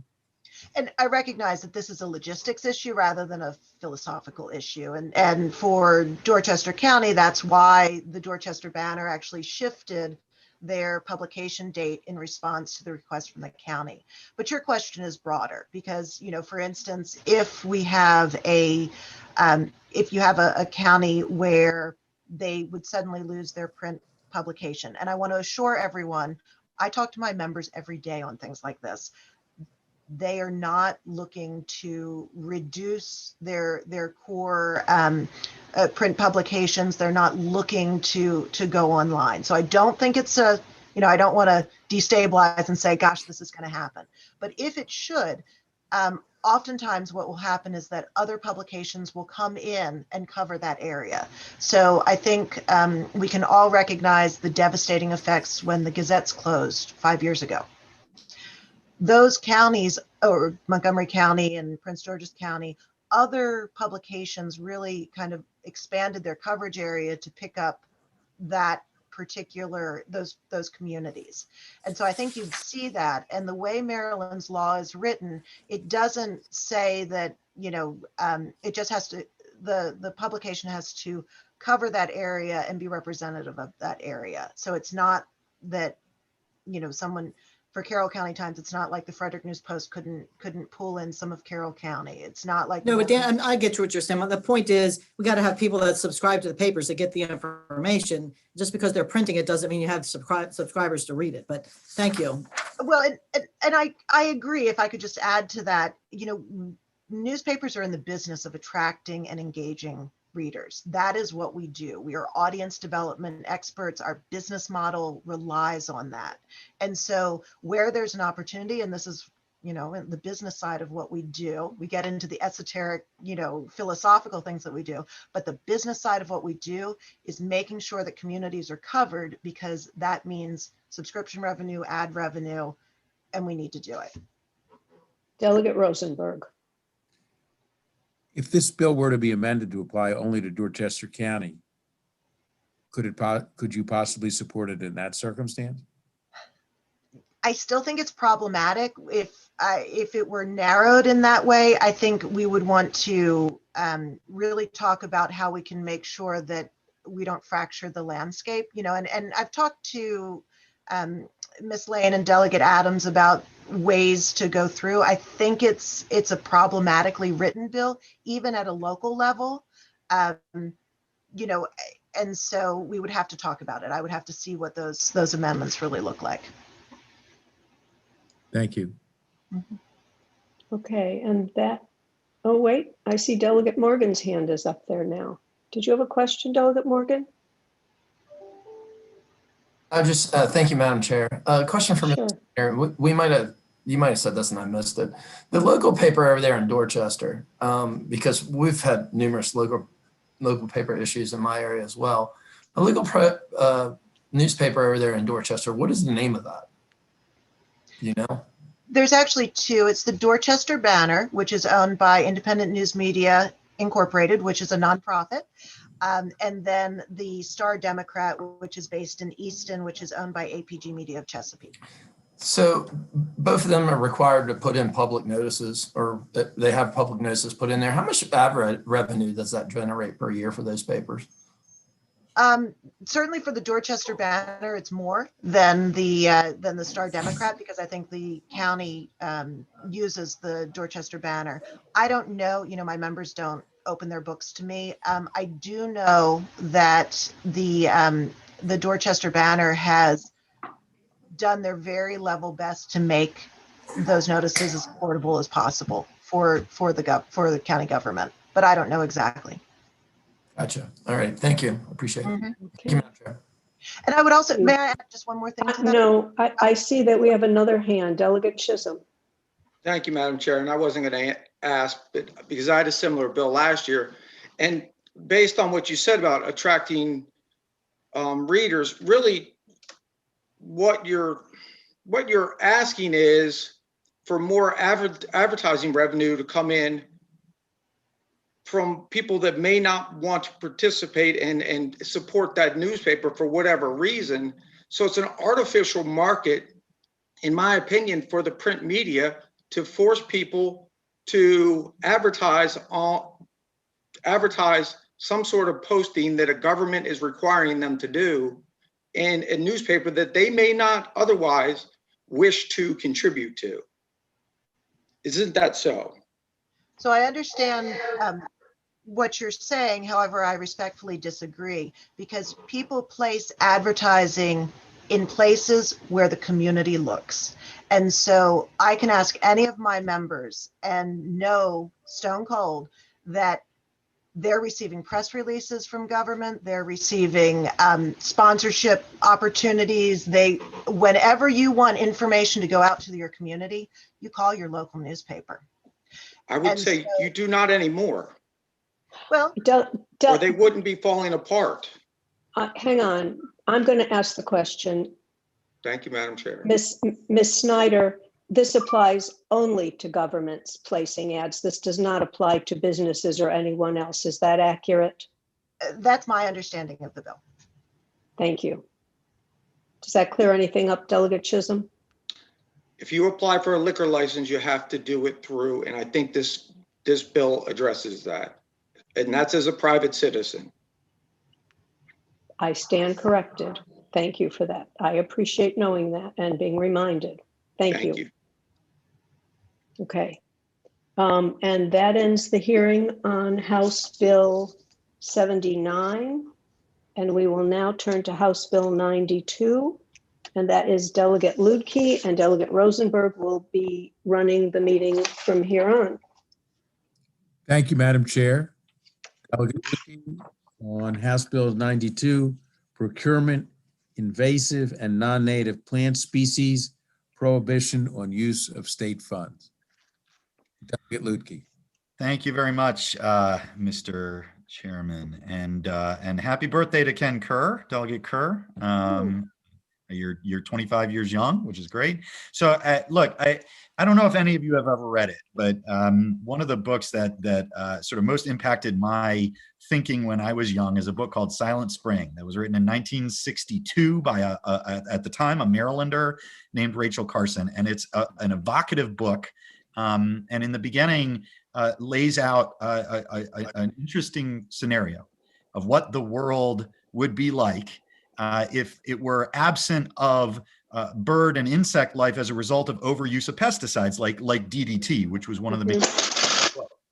And as a result of that book, we became much more aware as a society of the impact of our actions on the natural environment. The book's title, Silent Spring, is exactly what it sounds like, the description of what the world would be like without these plants and animals. In the decades since the publication of that book, we have developed a much better understanding of how reliant we are on the biodiversity of our natural environment and how interrelated different components of that are. I tell this story because, I moved a couple years ago to a property in Ashton.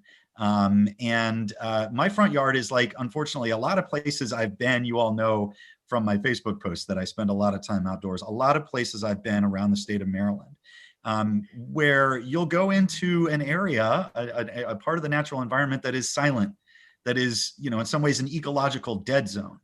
And one of the reasons that happens in far too many parts of the state is the absence of native plants on which insect and bird species that we rely on, that farmers rely on to pollinate their crops, that are such an important part of the environment.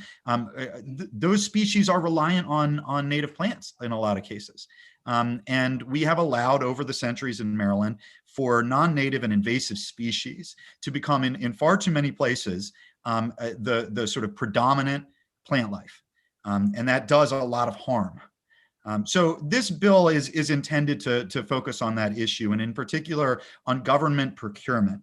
And you can think of it as sort of doing two things differently for invasive species and non-native species. The difference between those is that an invasive species is usually a non-native species that can spread in an uncontrolled manner. Think of the bamboo that your neighbor might plant that spreads into your yard. That's an invasive species.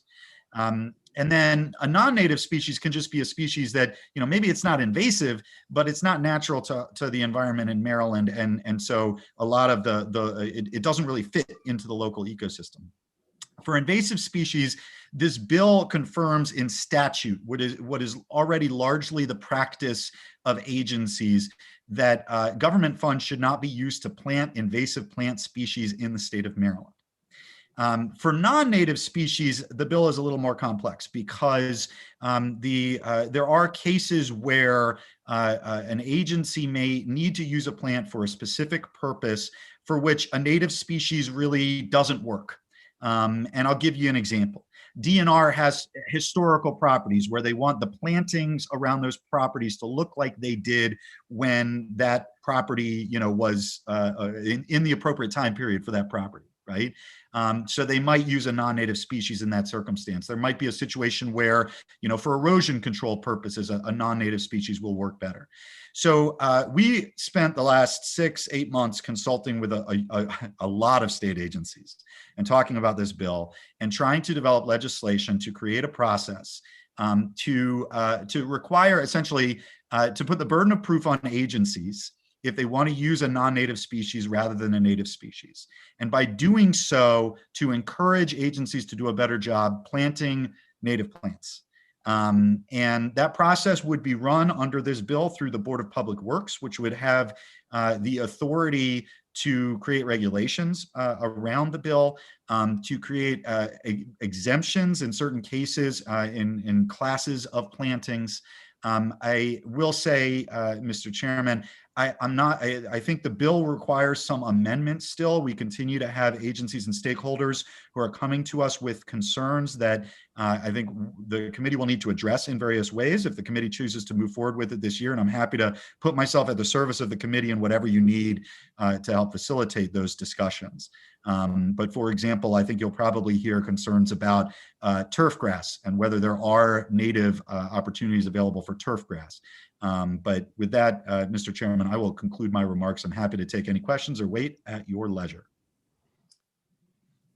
Thank you very much, Delegate Lutke. Are there any questions for Delegate Lutke? I do not see any. Okay, we have 3 witnesses who are favorable. We'll hear from them first and then from 3 who are favorable with amendment. So first would be Lily Fountain, followed by Laura Banky and Colby Ferguson. Ms. Fountain.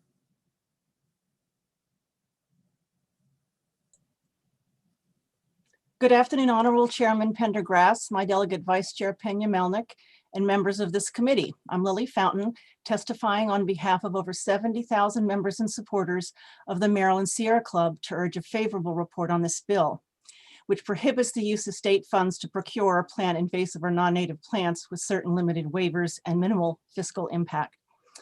Invasive plants from other areas of the world are harmful to our economy and environment because invasives have no natural competitors, and they have characteristics such as copious seeds and runners that can allow them to eliminate all the other species in an area.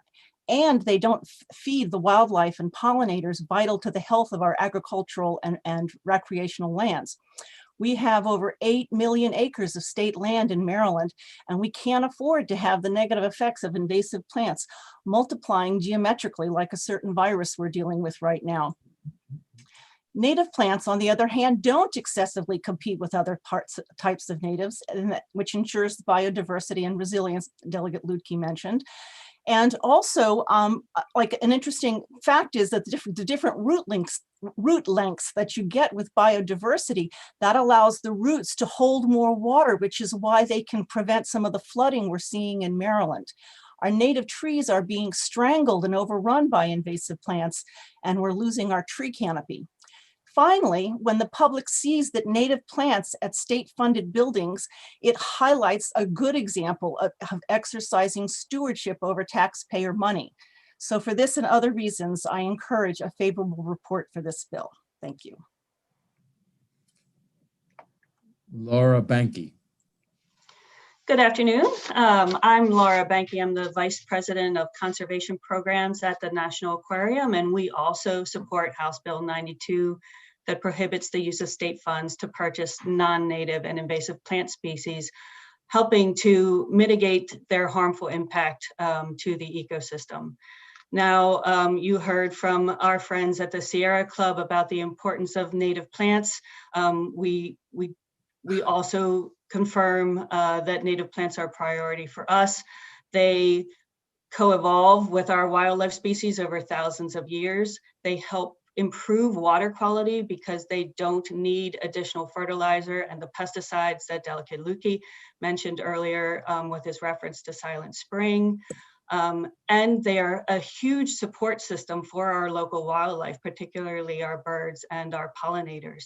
Now, non-native species and invasive species, on the other hand, do not support our local wildlife in that way, and they are often harmful to the environment, as you've heard already. And for that reason, we simply ask that we no longer use state funds to support their use in Maryland. So from the National Aquarium, we request a favorable support for House Bill 92. Thank you. Thank you. Next will be Colby Ferguson, followed by Rob Schnabel, whom I inadvertently omitted from the listing of those who wish to testify in favor. Thank you. Thank you, Madam Chair, Madam Vice Chair, members of the committee. I'm Colby Ferguson on behalf of Maryland Farm Bureau, and we come in support of this bill with some slight amendments. We certainly agree that invasive species, plant species, are absolutely critical in the agricultural community, especially, and we constantly find ourselves having to fight these in our farm field year after year. In many cases, they become resistant to certain crop protectants and become very difficult to manage. A lot of times we find them in our roadways, and they creep into our farm fields that we do our best to try to keep out. So I certainly see the value in this and making sure that state procurement isn't paying for invasive species being brought in, whether it be even in pollinator type programs that maybe the certain seed pack looks fine, but when you really dig into it, there's some invasives in there and they cause more problems than they do good. Some of the issues that we do see, and we've heard back from State Highway, is in sod, is one of the big ones, in turf grass, as we talked about. It's grown here in Maryland, it's harvested here in Maryland, but the seeds are bred in certain universities, one of them being out in Oregon, and they're bred for our needs, for our environment, and to make sure that we have some of the highest quality turf grass and that they work in our environment. So these wouldn't be considered native, even though they are grown in Maryland. So that would be a concern that we would have and like to see some exemption language. So with that, there are some other non-natives I think other ones have put in there, but that's the one I'll focus on in my limited time. With that, we would support House Bill 92 with just a couple of amendments. Thank you. Mr. Schnabel. Yes, thank you, Madam Chair, Vice Chair, members of the committee. My name is Rob Schnabel. I'm a restoration scientist with the Chesapeake Bay Foundation. For the last 20 years, I've been working statewide with Maryland farmers on private land with numerous agencies on public land to implement conservation projects that all improve water quality. There is a lot of enthusiasm as the state's accelerating the planting of trees to both clean up the Chesapeake Bay and to sequester carbon to reduce impacts of climate change. It is critical that these trees consist of native plants. Native plants have adapted to our region and coexist with Fish and Wildlife Service. They help build back ecosystems that improve water quality. Native plants don't require fertilizer, pesticides, and other types of pollution that go into our local waterways in the bay. Native plants are stronger and more resilient. They help shore up restoration projects and support their long-term success. The Chesapeake Bay Foundation, with farmers from throughout, volunteers from throughout Maryland, have restored thousands of acres of streamside forest buffers with native plants, planting a diversity of fast-growing trees like sycamores and tulip poplars to get canopy cover over streams quickly, mixed with slower-growing oak trees to ensure the long-term success. Invasive plants are a growing concern in Maryland. They undo restoration projects and undo the process of progress of restoration and can be costly to remove. And I thank you for your time, and I urge the committee's favorable report. Okay, let's finish with all the witnesses, and then we'll see what questions there may be for any of the 6 witnesses. So the 2 remaining witnesses are Michael Sanderson and Justin Fiore. Mr. Sanderson. Thank you, Mr. Chair and committee members. I'm Michael Sanderson with the Maryland Association of Counties. Counties are among the stakeholders that the sponsor referenced as, I think, having productive conversations to work out some of the kinks in the bill. Even though the bill makes reference to state funds and is principally about state agencies, there are a number of cases where there's a state infrastructure for a program, but that's actually delivered and managed locally. Program Open Space is probably the most noteworthy among them, but I'm sure there are a variety of highway projects or whatnot that would happen locally as well. So we'd be affected there. The framework of the bill, I'll extend thanks to the sponsor of the bill for an early reach out to counties and I think to municipal governments for knowing that we'd be affected by the bill. The framework, I think, is basically fine, that native plants should be the default and that you should have some reasonable waiver process for a project where that fit just doesn't work. So that's generally already incorporated in the bill. I think what we would like to see some clearer language on is twofold. One is sort of a waiver by class.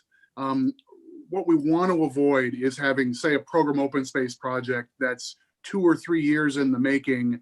We're worried that you could end up with the whole project gets deep sixed at the end of a lengthy process. If you go to the Board of Public Works case by case and they say, well, we don't buy this argument, you don't get your waiver, and the project goes belly up.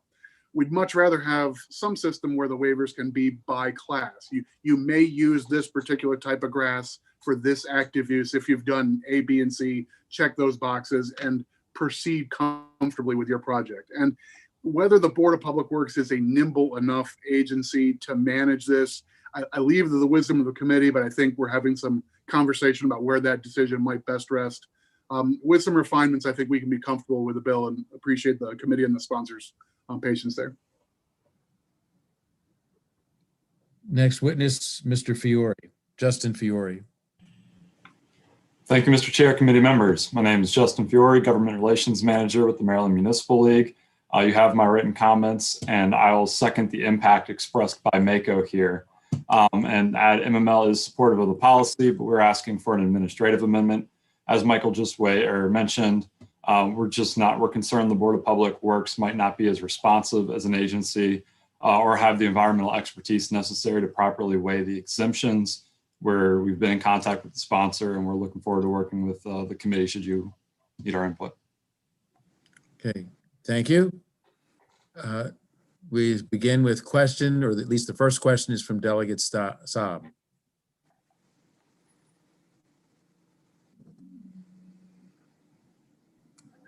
Thank you, Mr. Chairman. So I have actually a couple question and a concern, and with all due respect, I think, I appreciate the bill and the sponsor, but I'm not sure. I guess the question is, since we're in the middle of a pandemic, and our session is not your normal session, and we were told to pretty much put bills that are either passed last year or an extreme importance to us. The question is, why is this bill up, and how important is it? And in the same line of questioning is there is opposition from the Builder and Material Association, and if you'd like to comment on the fact that this will delay some of the project and would add a layer of unnecessary procedure to delay some of the project. So if you can answer. Sure, I appreciate the questions, Delegate Saab. I mean, first of all, whether the issue is urgent enough and the committee has time enough to address it appropriately during this very different session is a question for the committee. And I, of course, defer completely to the committee's opinion on that matter. We had been working on this for quite a while and, wanted to present what we have to the committee. I think there's a version of this bill. As I said, I think it does need some more work, but a version of this bill that could be ready to go. But that depends on what else is on the committee's agenda this year and time. I haven't seen the written testimony that you referenced. We have worked very hard to try to ensure that whatever process we pursue is not a new bureaucracy. That's why we went through the Board of Public Works, where most procurement or a lot of government procurement already goes. As MACO and MML have raised, I think there are some tweaks that need to be made to that process. But I wouldn't expect this to delay projects. I wouldn't expect it to end in the cancellation of projects. What it does do is put pressure on government agencies to make sure that they're, as much as possible, planting native plants. Thank you. Thank you, Mr. Chairman. Thank you. Delegate Bagnall. Thank you so much, Mr. Chairman, and thank you to the bill sponsor. This question is actually for Mr. Ferguson. It's a pleasure to see you again. I know you spoke briefly about it, but can you speak a little bit to the cost implications to the ag community on contravening some of these native species and what the financial impact is on our farm communities?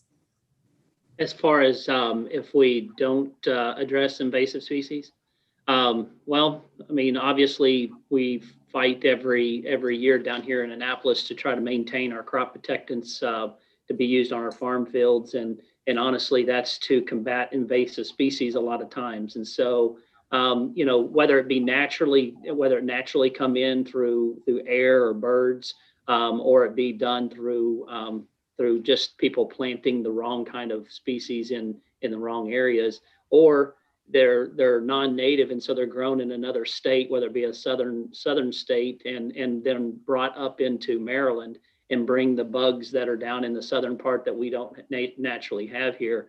There's lots of components that happen when you talk about non-natives that aren't grown in Maryland. So, the non-native discussion is a little bit challenging because I can get seeds from Oregon and then grow the seed and grow the grass here, and it basically becomes native to this area because it was grown in the soils, whether it be Montgomery County or wherever, but it didn't originate from a seed that propagated in Maryland. And so that's kind of that non-native hang up. And I think that's what the sponsor alluded to in his initial comments, that it's a little bit more difficult than when we start talking about invasives.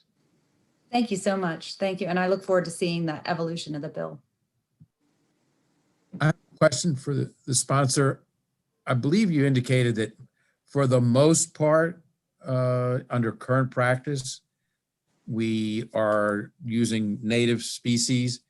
If you could sort of, in the nature of a summary, to what extent do we not, and how would you prioritize, if you could, those instances where we do not do, by current practice, what this bill would mandate? Sure. As a matter of regulation, for the most part, government agencies are not supposed to be planting invasives. Invasives in Maryland are defined under a list that's maintained by the Department of Agriculture. There are instances that I personally know of where invasives have nonetheless been planted by government-funded projects. Whether that was the intention of the agency or an oversight or an enforcement issue, I do not know. So that does still happen, but agencies are working in the right direction there. There is no current mandate that I know of that agencies plant natives over non-natives, although some agencies have started to make that effort when they can. In particular, I would call out the Department of Natural Resources, who has been trying to encourage the use of native plants and trying to educate the public about the importance of native plants. So that component of the bill is a relatively new component, and that's why you're hearing from the testimony. I think everybody agrees on the invasives part of this. The non-native part is where we've had to work out some of the details on the waiver process and all that. Yes, Delegate Bandari. Thank you, Mr. Chair. Thank you, Delegate Lutke, for introducing the bill. And thank you for highlighting that these non-native species change the natural ecosystem and cost a lot of money to control their population. And we need to use, I believe, pesticides, chemical control, and mechanical control, and so much, right? And another thing is native species may not be able to compete with the introduced species, and there is a negative effect. My question would be to the expert panel, how possible it is to predict which introduced species will become invasive, and prevention of those accidental introductions. And hopefully we could work with the opposition and do something to those vulnerable species.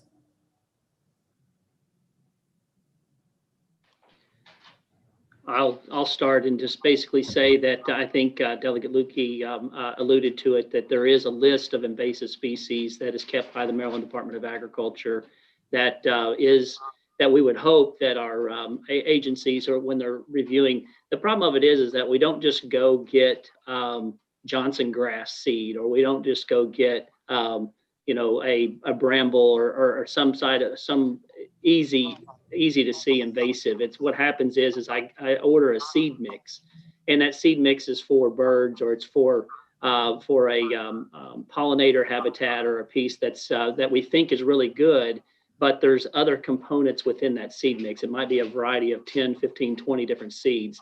And the challenge of it is that a lot of times those aren't being looked at by state agencies when they do those plantings, and unnecessarily, or an unintended consequence is all of a sudden you get an invasive weed planted and not knowing it. So that's kind of what I think what we're trying to get to as well in this bill, is to make sure that those procurement processes are pulling quality products and not just because it's cheaper, it's better.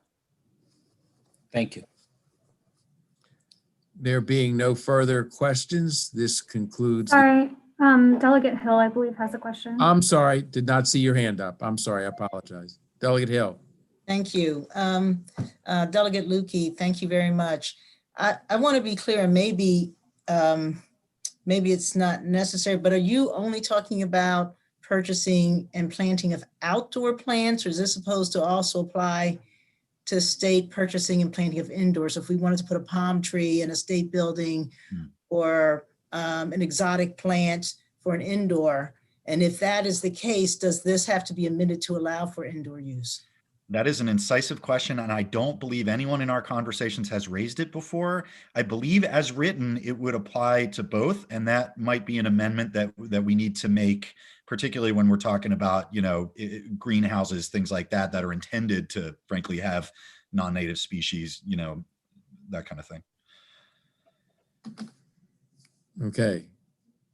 Double checking. There being no further questions, this concludes the hearing on this legislation.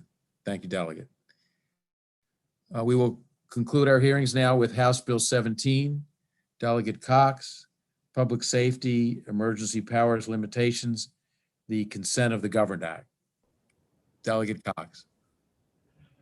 Thank you, Mr. Chairman and honorable members of the committee. It's an honor to be here today. Democracy is not guaranteed to humanity. Our foremothers and fathers fought and even died by the millions to preserve. I'm sorry, something just popped up in my screen. Forgive me. It's the timer. You can proceed. Okay, I need to be able to see my notes. If I may, I'm going to change my viewpoint, Mr. Okay. Chair. We'll stop the clock. I apologize for that. Let me get back to my notes. Okay. Thank you, Mr. Chairman. Democracy is not guaranteed to humanity. Yet with one stroke of the pen on March 5th, 2020, Maryland democracy became shrouded in the darkness of political mystique and a quasi-constitutional dictatorship when the executive orders began to shut down not only the private life of America, but also ordered the surrounding of this state capitol with military vehicles to intimidate potentially our votes, resulting in the last 10 months of closures of the legislature and the courts. Merriam-Webster definition of dictator is, quote, a person granted absolute emergency power. Think about that. We've been on the edge of, and some would say when locked in their homes without redress, fully under a dictatorship for the past 10 months. And although I personally commend this committee and our speaker for special oversight committees during this time, I point out that such oversight has not always included the voice of every legislator. It has not always enabled access by the public, nor has it allowed for the bringing of bills, amendments, witnesses, counter-experts, evidence, and most importantly, the voting on each executive order, seizure of citizen power. I've personally had to bring every unemployment constituent, every church shutdown constituent, and every disabled family or student constituent to a bureaucrat law office in the governor's star chamber in order to seek relief. The people have also lost over $1 billion in private earnings and equity in the restaurant industry alone in Maryland. And the shock from the lockdowns, according to a new NBER study, says that 3% of an increase in mortality rate will occur and a 0.5% drop in life expectancy over the next 15 years, disproportionately affecting African Americans and women. And that translates into what they are calling a staggering almost 900,000 US additional deaths because of the lockdowns, not the virus. But even considering those facts, to the honorable members of the committee, my bill, HB 17 before you, the Consent of the Governed Act, is not submitted to establish what emergency policy should be pursued during COVID-19 or any other emergency. It is instead to reestablish and reassert that we are in fact a democracy with the framework of a constitutional republic. Madam Chair, members of the committee, cutting out the voice of the people and the say of their own government should and must not be at any time, including emergencies. Ignore the red herrings and faux arguments that emergencies require unitary dictatorial rule unchecked by legislative votes by representatives directly elected by the people. For instance, the entire basis of the constitutional framework in Maryland mandates that emergencies and emergencies and peace alike are governed by the Constitution, so that the people do not lose their voice and vote from their elected representatives. Article 44 of the Maryland Constitution mandates just such a supreme requirement upon which we all took our oaths. And Yale law professor, and this is something I wanted to stress for the committee, wrote in his 2010 law review with Sanford Levinson a very learned article, Constitutional Dictatorship, Its Dangers and Design. And that the difference between the emergency powers in a democratic state and such as those gained by dictators like Stalin and Hitler was that the people never lost their voice in the West. Indeed, all dictatorships, such as the Chinese Communist Party, the Soviet Union under Stalin, and Germany under Hitler, tend to have written constitutions that empower dictators for emergency purposes, all very legal, so to speak, but all of them violating higher law, the higher law of human rights and individual liberties. For instance, at this very moment in China, thousands of Uyghur Muslims languish in concentration camps because of the emergency powers of the state, while millions of Chinese go about their lives normally. And here in Maryland, pastors have been fined and churches threatened for mere worship or even giving the Eucharist or other activities, while big box stores and fast food places remain open. We must not let America become the next oppressive regime of religious faithful and citizens alike at the whim of an all-powerful executive. Even Maryland counties, with its emergency codes drafted by international code writers at the Geneva, Switzerland location, have required that elective representatives provide oversight during emergencies. For instance, county codes right now require a vote by the council, usually within 7 days, to continue any emergency. The House of Delegates should not be less powerful than a county council or the governor's unelected law office. So I urge this body to exercise its plenary power and mandate, along with other states that are doing so, like Pennsylvania and Wisconsin this week, and require a legislative review and vote on every declaration of emergency powers after 14 days. And I strongly urge your vote for democratic freedom and power. Please pass HB 17. And I thank you, Mr. Chair, and the committee for your time.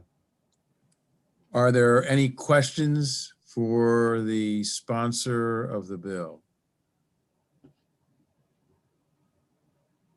I have a question. Your bill provides that neither the governor nor any official or employee of the executive branch may close or limit capacity of a business, church, or school. Is that correct? In 802C, I believe. 3B02C. Assuming you're familiar with the decision of the Supreme Court of the United States in the Roman Catholic Diocese of Brooklyn versus Cuomo, where the court ruled in favor of the state, of the church, and said that the restriction that the New York state sought to impose was excessive, violated the free exercise clause. But the court said that stemming the spread of COVID is unquestionably a compelling state interest.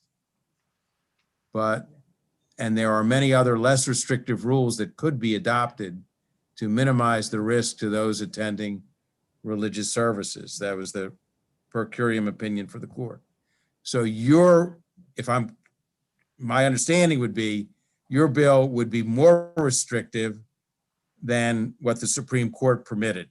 Is that correct? You would not allow any regulation, whereas the Supreme Court holding for the Roman Catholic Diocese in that case held that there can be state restrictions on religious services. Thank you, Mr. Chair. And no, that's not correct. The bill itself focuses on exceptions and how to go about the closure process. And it focuses on the health and safety of citizens, requiring 3 experts. And also additionally, the point of the bill is to allow the legislative body to review those decisions and actions. For instance, every county in Maryland has to requires the county council to review all such orders within 7 days normally.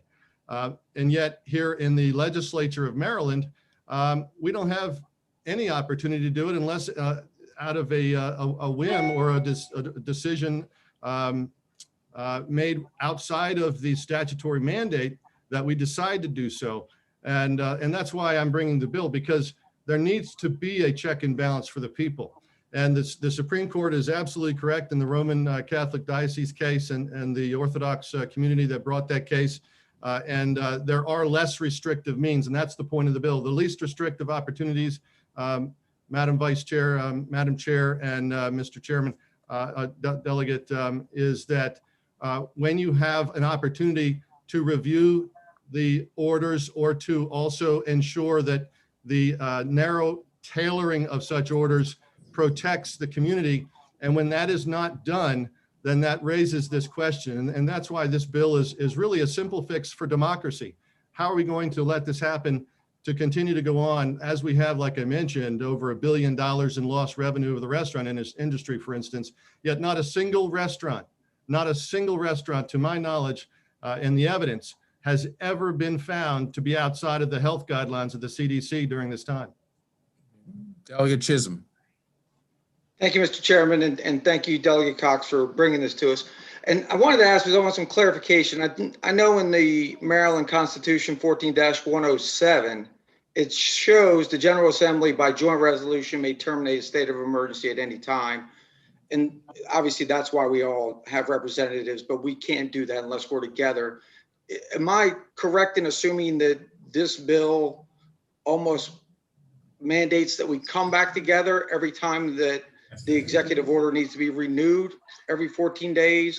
And is it a little more, I guess, detailed in what's being passed, that each one of these items would have to be voted on? I don't understand how it would, I guess, be enacted. Do you vote on every item that's being put into an emergency order?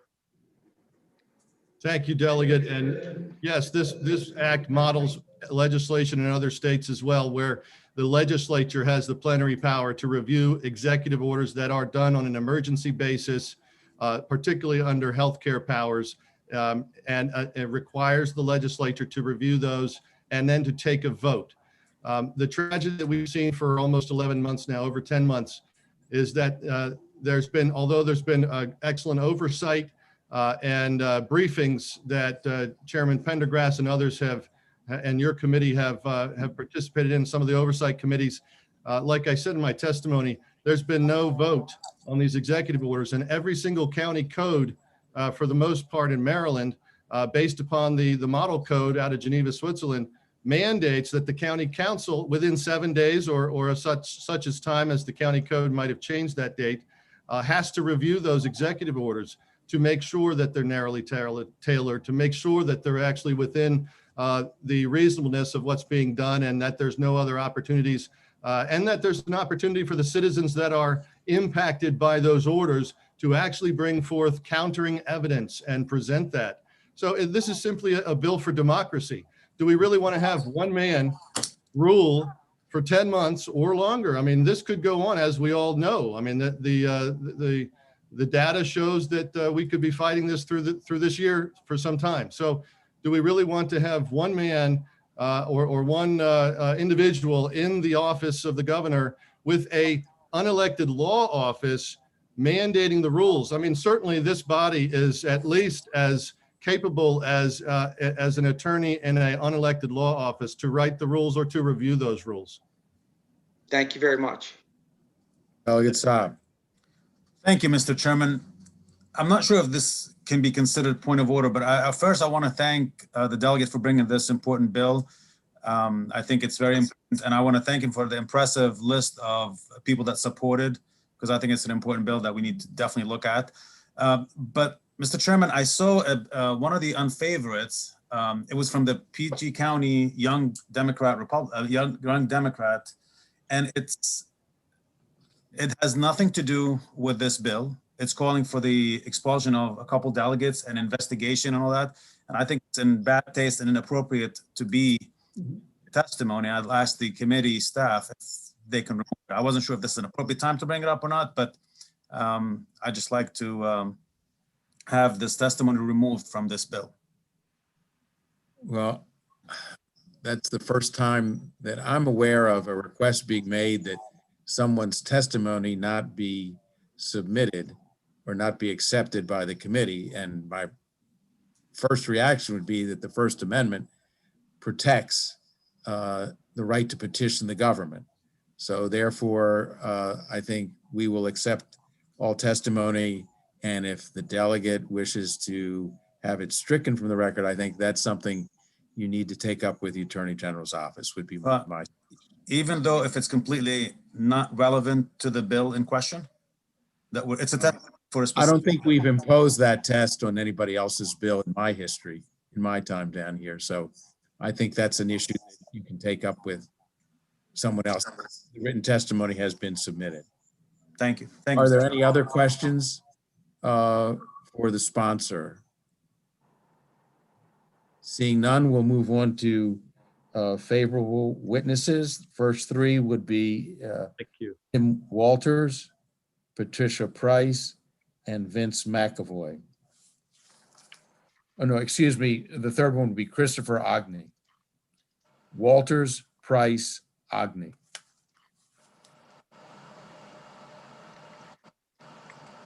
Good afternoon, delegates. My name is Tim Walters. I am the chairman and co-founder of Reopen Maryland.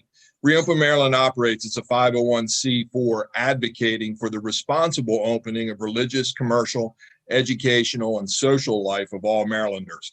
We currently have over 26,000 active members. I'd like to be clear, we as a community have unequivocally acknowledged the virus is real from the very beginning.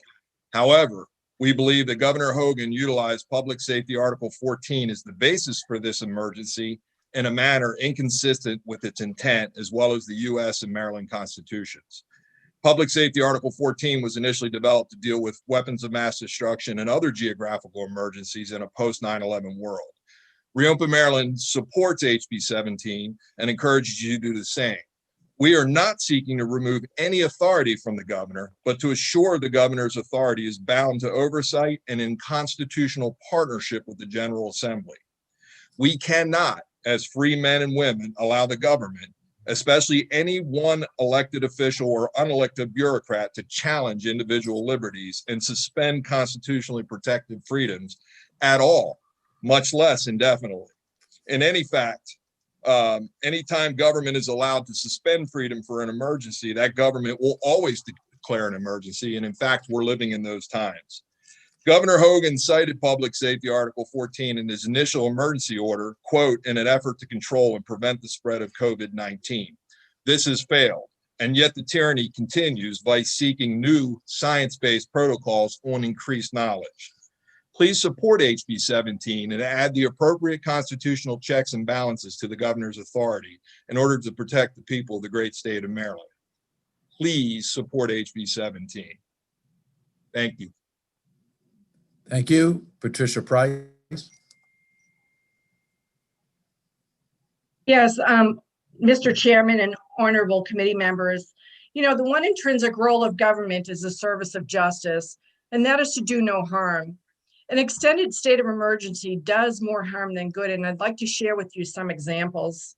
So my son has 2 college degrees. He's a chef.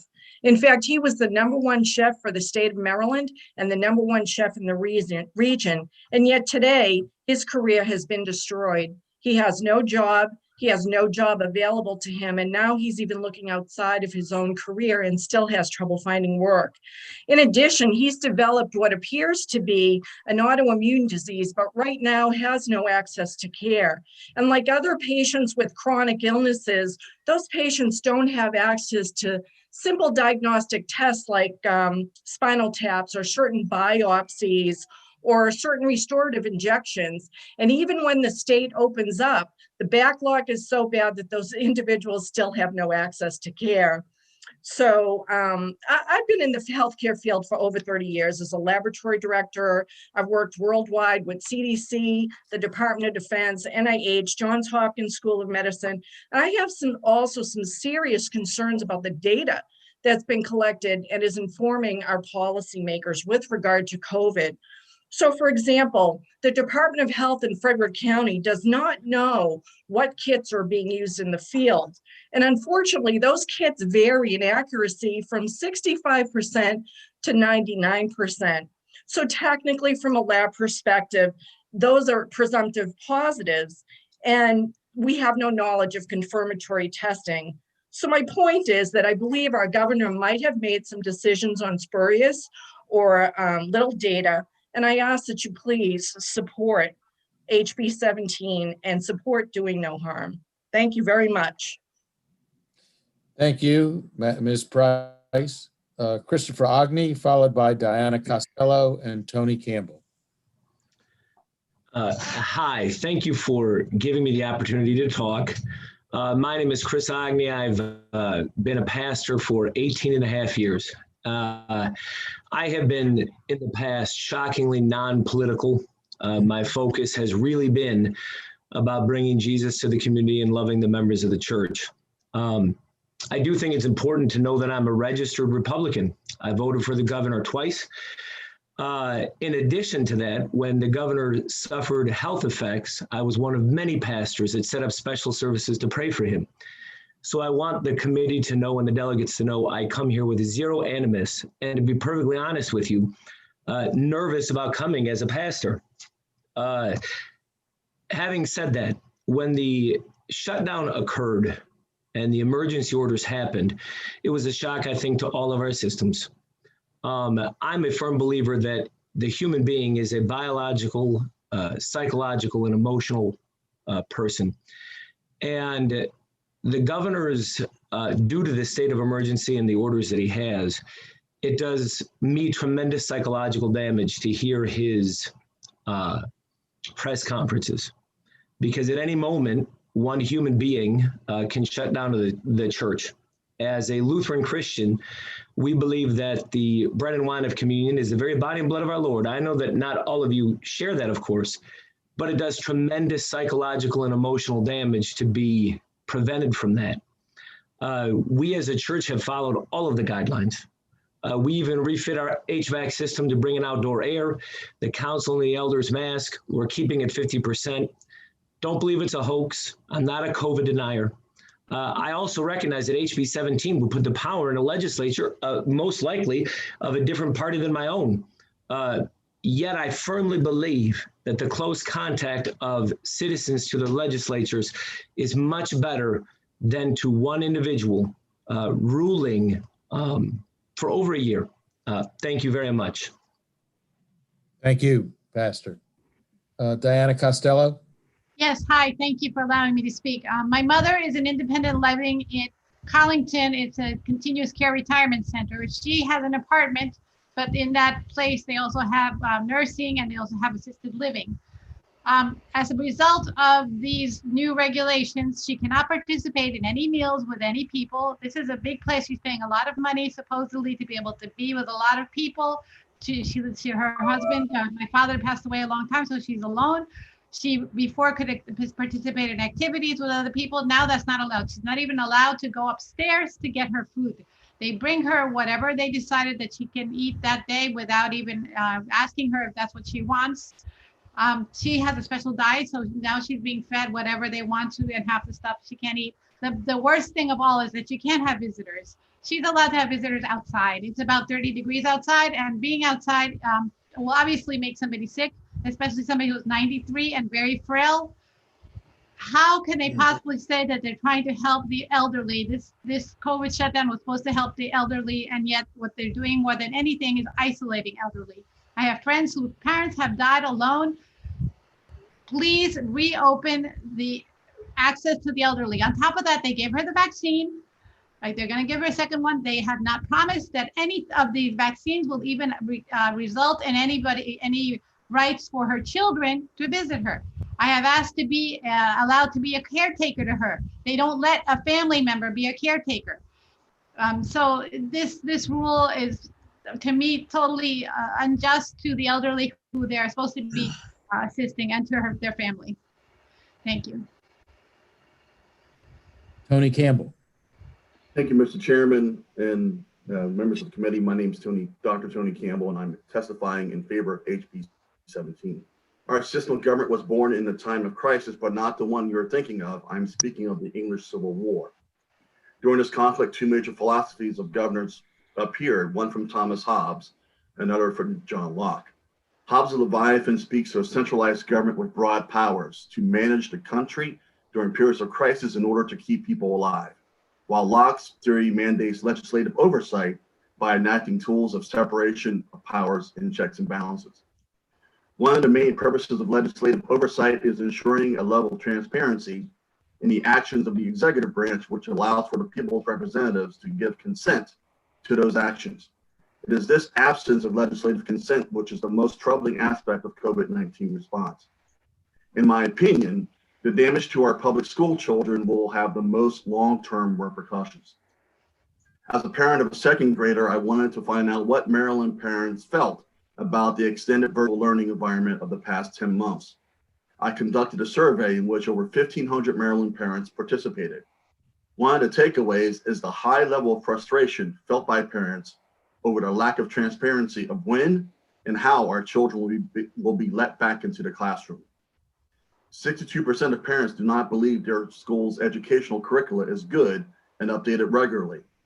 73% of parents do not believe their school has regular parent-teacher meetings to encourage parent engagement. 83% of parents are dissatisfied with virtual education. Parents are clearly frustrated. The people are looking for leadership from Annapolis. Only the General Assembly has the ability to mandate transparency by decision makers at the local and state levels.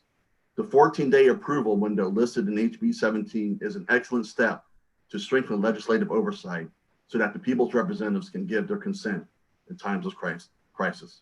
Thank you. Are there any questions from members of the committee for any of these witnesses who have testified in favor of House Bill 17? Seeing none, thank you very much for your testimony. We appreciate your participation in the process. We will go on to the one unfavorable witness, Jason Lemieux.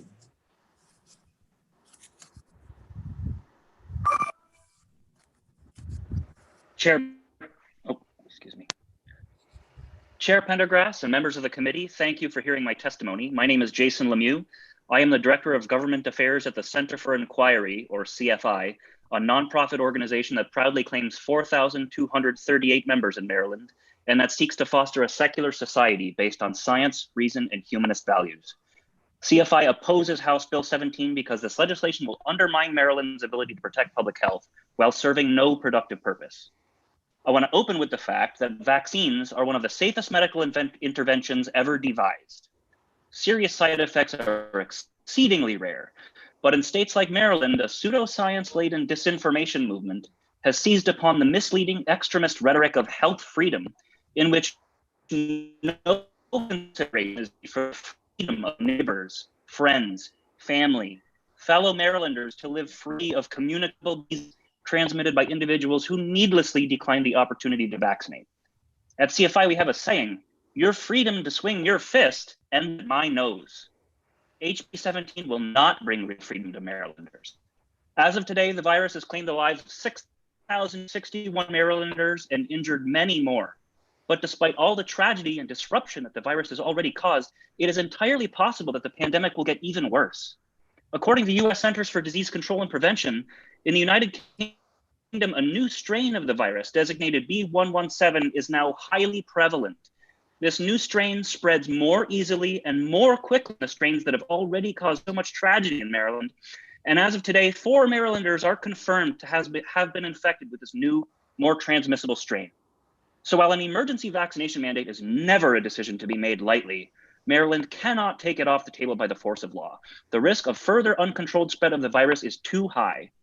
This legislation is lose-lose. It provides no benefit to any Marylander, and it may well obstruct a critically important public health measure at an unknown cost in lives. So for these reasons, CFI urges you to reject it. Thank you for your time. Are there any questions from the members of the committee for Mr. Lemieux? Yes, Delegate Zaliga. Thank you, Mr. Chair. Thank you for being here. I was a little puzzled by your testimony. So you're saying you are opposed to freedom of choice for vaccines and you're in favor of forcing people to be vaccinated. Am I hearing you correctly? Well, thank you for that question, Delegate. As I said, your freedom to swing your fist ends at my nose. And so every person who is not vaccinated, who is medically eligible for a vaccination, is thereby giving themselves the ability to be a disease vector that then spreads the virus to other people. And so there simply is no freedom to contract a communicable disease that will then spread to other people without infringing upon the freedom of others. Our freedom is interrelated in this sense.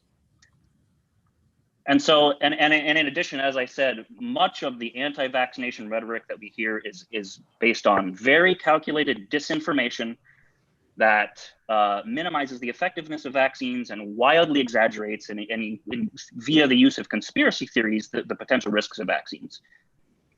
Well, this bill isn't about vaccines, so I think maybe your testimony may have gone to another bill, but I think people's freedom to make choices is imperative, and your freedom to take a vaccine probably ends at my freedom. And I'm not saying don't take. You have a question? You've asked your question, Delegate. Thank you. Thank you. Thank you very much. Delegate Chisholm, followed by Delegate Krebs. Thank you, Mr. Chairman. I'm perplexed by your testimony as well, because I'm trying to understand. So it's your opinion that one person would be a better representative than the committee you're talking to. I think all of us, whether we agree philosophically or not, we take a lot of pride in representing the people we represent.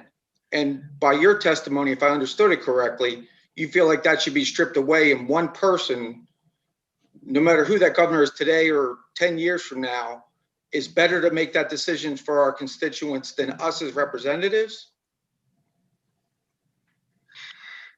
Well, Delegate, thank you for that question. What I'm saying is that, first of all, an emergency, a public health emergency, is an extremely, extremely consequential decision. I do not take that lightly. I do not think the governor or the legislature should take that lightly. But as I said, thousands of Marylanders have already died, and there is no reason to believe that this is as bad as the pandemic can get.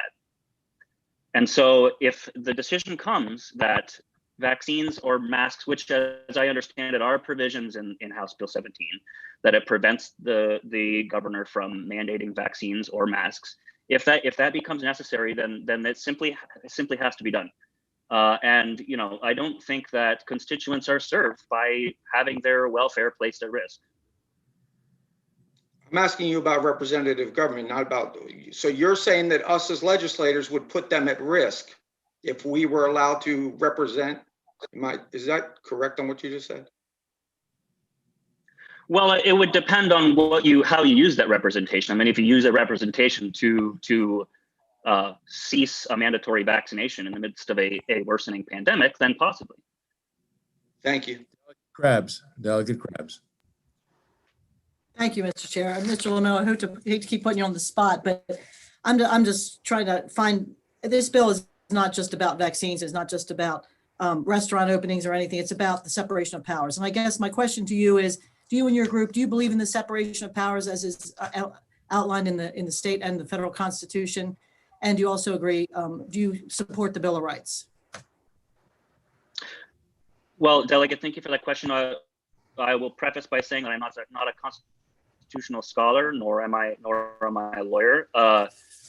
The Center for Inquiry doesn't take formal positions on these issues, but yes, I mean, we certainly believe in the U.S. form of representative government in which there is a separation of powers, and in the Bill of Rights. Yes.